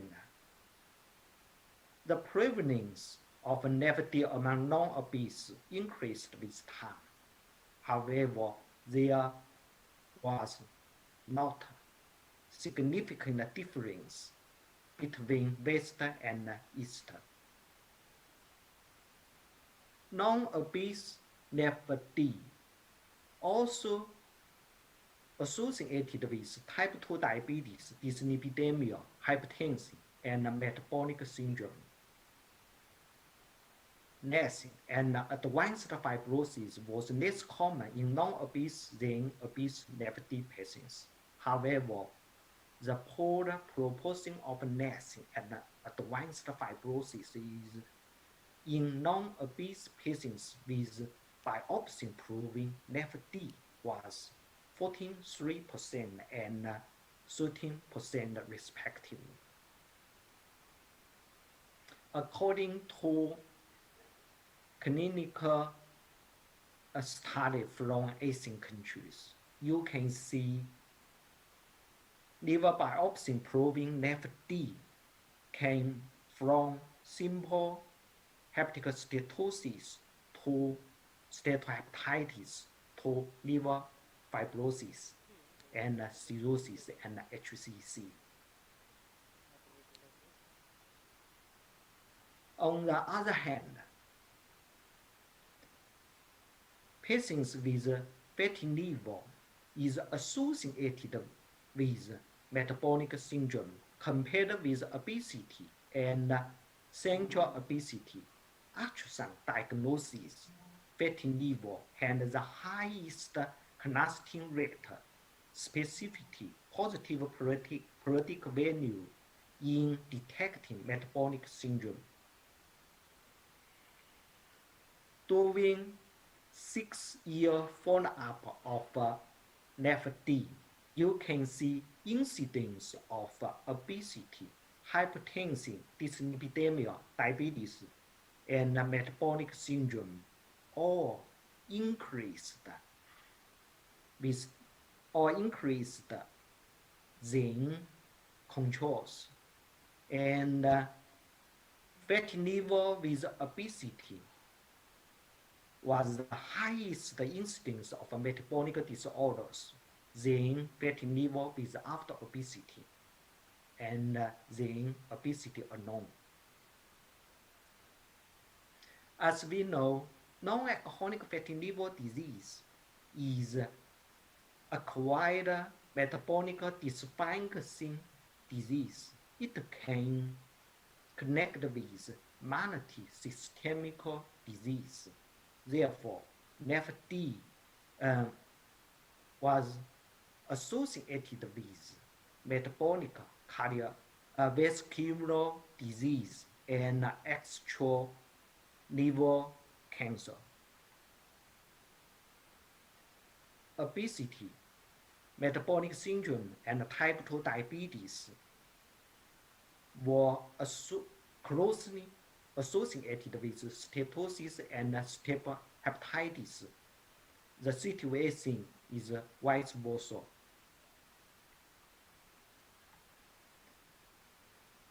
Moreover, coexistence of NAFD and chronic hepatitis B is commonly observed, especially in Asian chronic hepatitis B populations.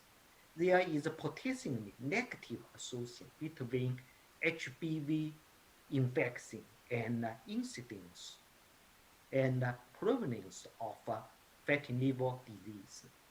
The interaction between NAFD and chronic hepatitis B may involve multiple pathways or factors in metabolism, immunity, and genetics.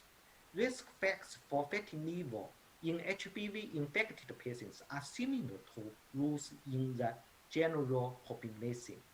However, NAFD and CHB can synergistically exacerbate liver fibrosis, cirrhosis, and cancer. In summary, prevalence of and risk factors for NAFD are becoming similar between East and West. Obesity, type 2 diabetes, metabolic syndrome, sarcopenia are common risk factors both in East and West. Prevalence of NAFD might be similar frequent between East and West. FD actually is a acquired metabolic associated fatty liver disease. It can be developed in population with and without other liver disease, regardless of obesity, non-obesity, and alcohol drinking.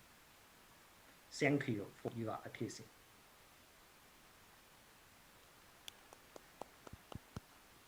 Thank you, Professor Jian Gaofan, for your nice presentation.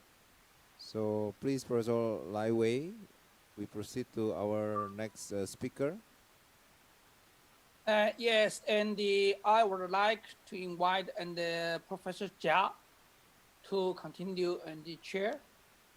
Okay. Okay, thank you. Good afternoon again, ladies and gentlemen. I would like to invite Professor Qin Ying from Wuhan, China, where is the center of the outbreak of COVID. Professor Ning is really working very hard in the front line against the COVID-19. Professor Ning is a renowned professor of infectious disease and also in liver disease. Today, her topic is the dynamics of immune dysregulation as a guide for prevention and intervention for sepsis. Please show the video of Professor Ning Qin.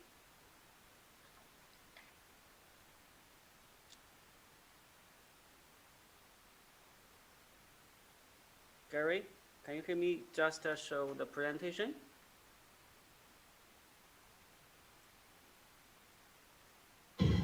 Dear Chairman, ladies and gentlemen, the dynamics of immune dysregulation as a guide for prevention and intervention for sepsis. I'm Dr. Chen Lim from Tongji Hospital, Wuhan, China. As we can see, the first international consensus definition for sepsis was from 1992, which indicates a syndrome of systemic inflammatory response of the host to identifiable infection. A systemic inflammatory response may follow a variety of infections and non-infectious insults, only when it occurs as a result of infection, which is referred to as sepsis. The third international consensus definition for sepsis was from 1916, sepsis 3, dispelled the long-standing notion that SIRS criteria poses adequate specificity and sensitivity to define and diagnose. Lastly, the report debunked the misleading model that sepsis always follows a linear continuum from the SIRS through severe sepsis and septic shock, and declared the term severe sepsis redundant and unnecessary. Instead, the consensus report recommends that sepsis be defined as life-threatening organ dysfunction caused by a dysregulated host response to an infection. Therefore, the key concept of sepsis may include the following. Sepsis is a syndrome shaped by pathogen factors and host factors. For example, sex, race, and other genetic determinants, age, comorbidity, environment. with characteristics that involve outcome. What differentiates sepsis from infection is an aberrant or dysregulated host response and the presence of organ dysfunction. Sepsis-induced organ dysfunction may be occurred. Therefore, its presence should be considered in any patients presenting with infection. Conversely, unrecognized infection may be the cause of new onset organ dysfunction. Any unexplained organ dysfunction should thus raise the possibility of underlying infection. Specific infections may result in local organ dysfunction without generating a dysregulated systemic host response.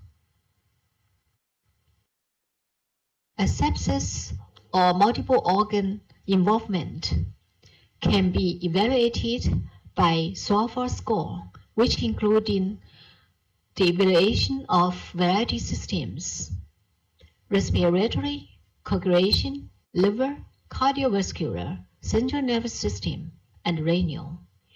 There are different scores for different parameters. However, clinicians may like to have a simplified criteria for a bedside use. Therefore, the quick SOFA criteria was suggested to identify patients with the highest probability of poor outcome associated with sepsis. A new bedside clinical score named the Quick or Q-SOFA, which including the following clinical criteria.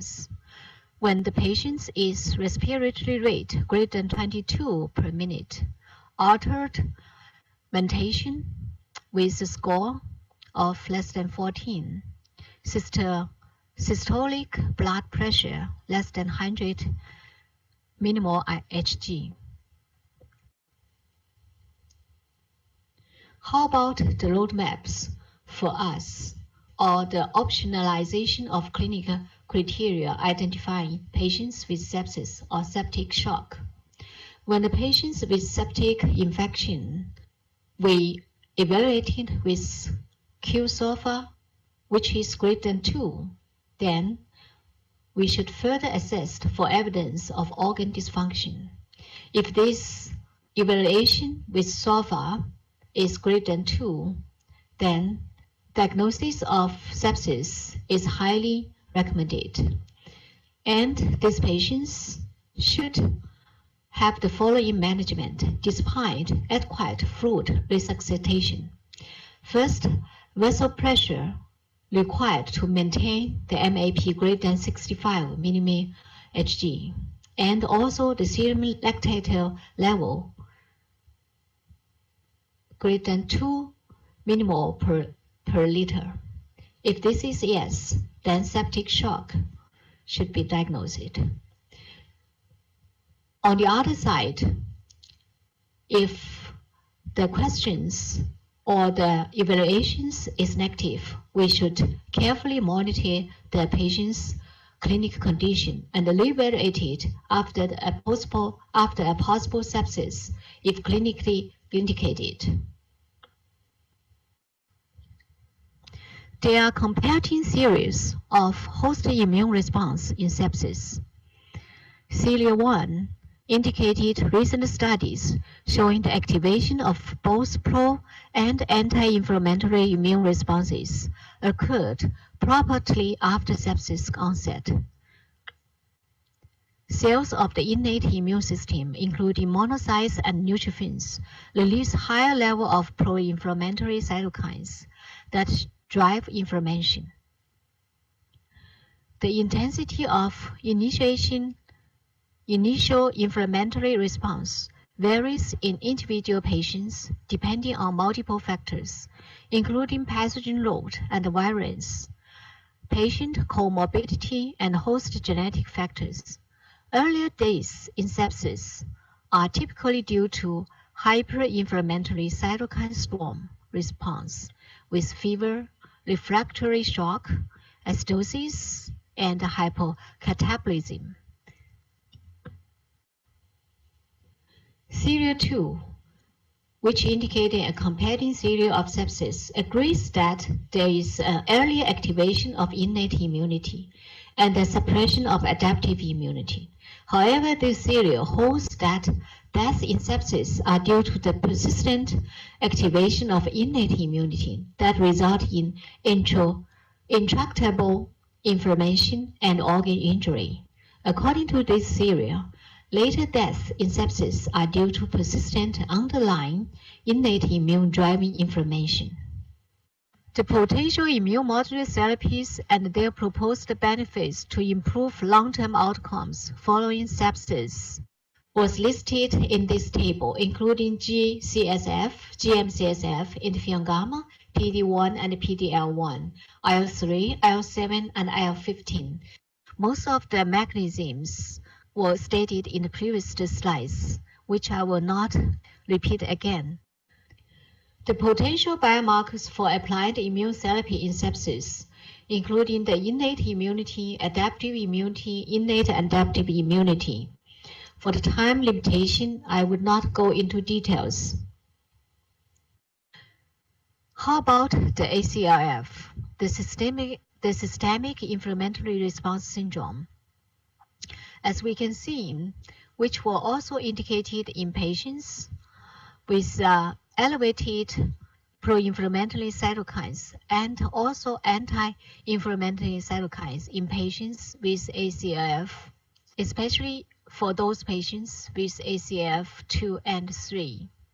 They have elevated IL-8 and IL-10 production.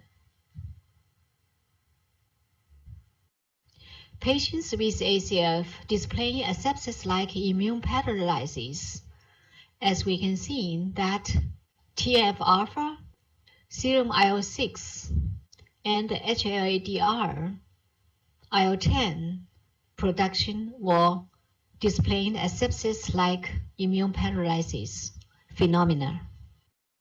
The initiation of immune defect mechanisms in the liver during sepsis. From this figure, we see that bacteria and bacterial products such as endotoxin reach the liver via hepatic arteries and portal vein. Additionally, systemic cytokines and danger-associated molecule pattern related to ischemic hepatocytes or cholangiocyte injury accumulated in the hepatic sinusites. Hepatic mechanisms balance immune activation and immune suppression in patients with sepsis. A state of immune activation is characterized by activate macrophages or Kupffer cells and natural killer T cells that produce inflammatory mediators such as interferons, IL-1 beta, IL-8, and TNF-alpha. Patients of ACLF in a period of 7 days developed SIRS and sepsis. Subsequently, this time period is golden window. The new onset SIRS and sepsis developed in 74.6% and 8% respectively in a median 7 days at a rate of 11% per day.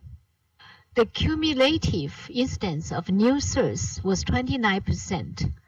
92% and 100% by 4th, 7th, and 5th days, suggesting the timing, the end of first week, as the window period for new SIRS development. The therapeutic interventions during golden window are likely to prevent organ failure and provide a potential opportunity for ameliorating or reversing the hepatic injury and failure.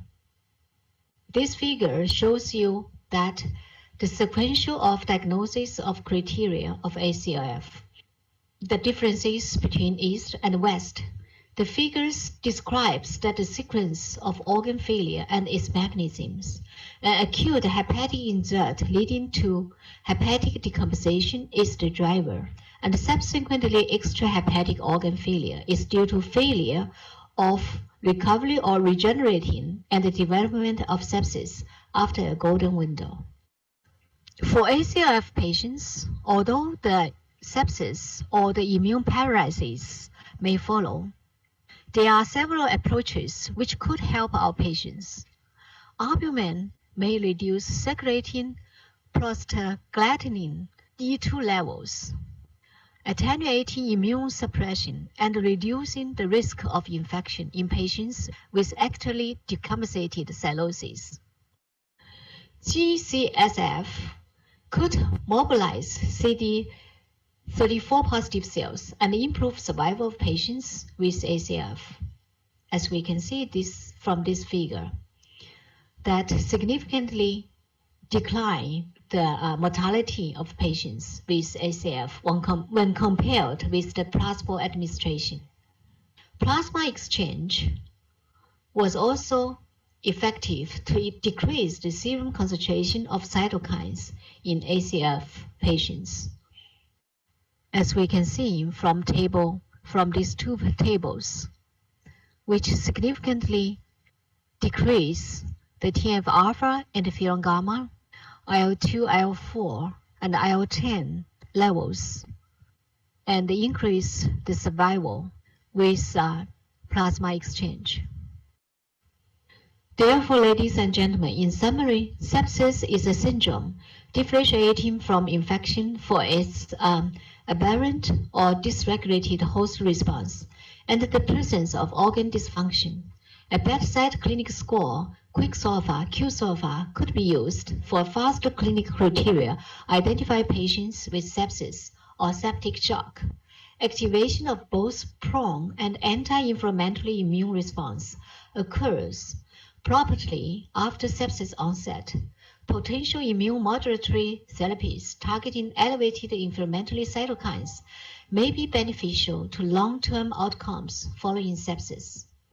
Patients of ACF in a period of 7 days develop SIRS or sepsis subsequently.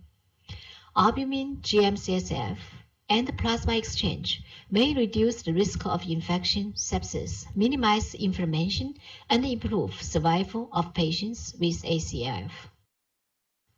I would like to once again thank you for your kindness and your support to the outbreak of the new coronavirus infection-induced pneumonia in Wuhan, China, and also in mainland of China, and perhaps in many of the Asia countries as we experienced. I greatly appreciate your kind attention and wish a successful conference in Bali, Indonesia. Thank you very much, and I hope to welcome you all to join us the Apostle Single Topic Conference, Critical Care in Hepatology, in September next year, 2021. Thank you very much.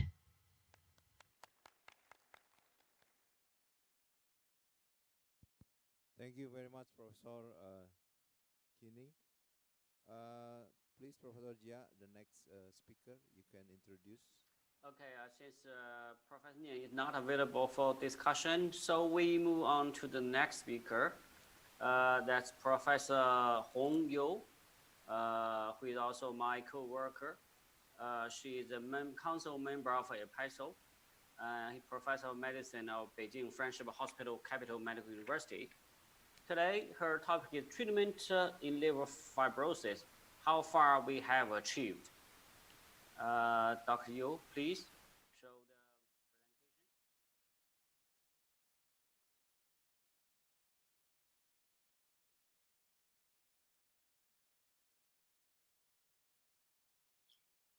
Good afternoon, everybody. It is a great pleasure to give a talk in EPISO from Beijing. The talk for me today is the treatment in liver fibrosis, what we have achieved. I will talk about how to evaluate treatment in liver fibrosis, the efficacy, and the two main strategies. First is to control the primary diseases, and the second strategy, I will introduce the new drugs in fibrosis treatment. How we evaluate liver fibrosis? Usually the gold standard is the liver biopsy. Here, there are many staging systems like Metavir, Nodel, Ishak, but the main criteria for the fibrosis reverse is ESHAC decrease higher than 1 stage. Since ESHAC is the 6th stage, so it is sensitive to know if the fibrosis had been improved.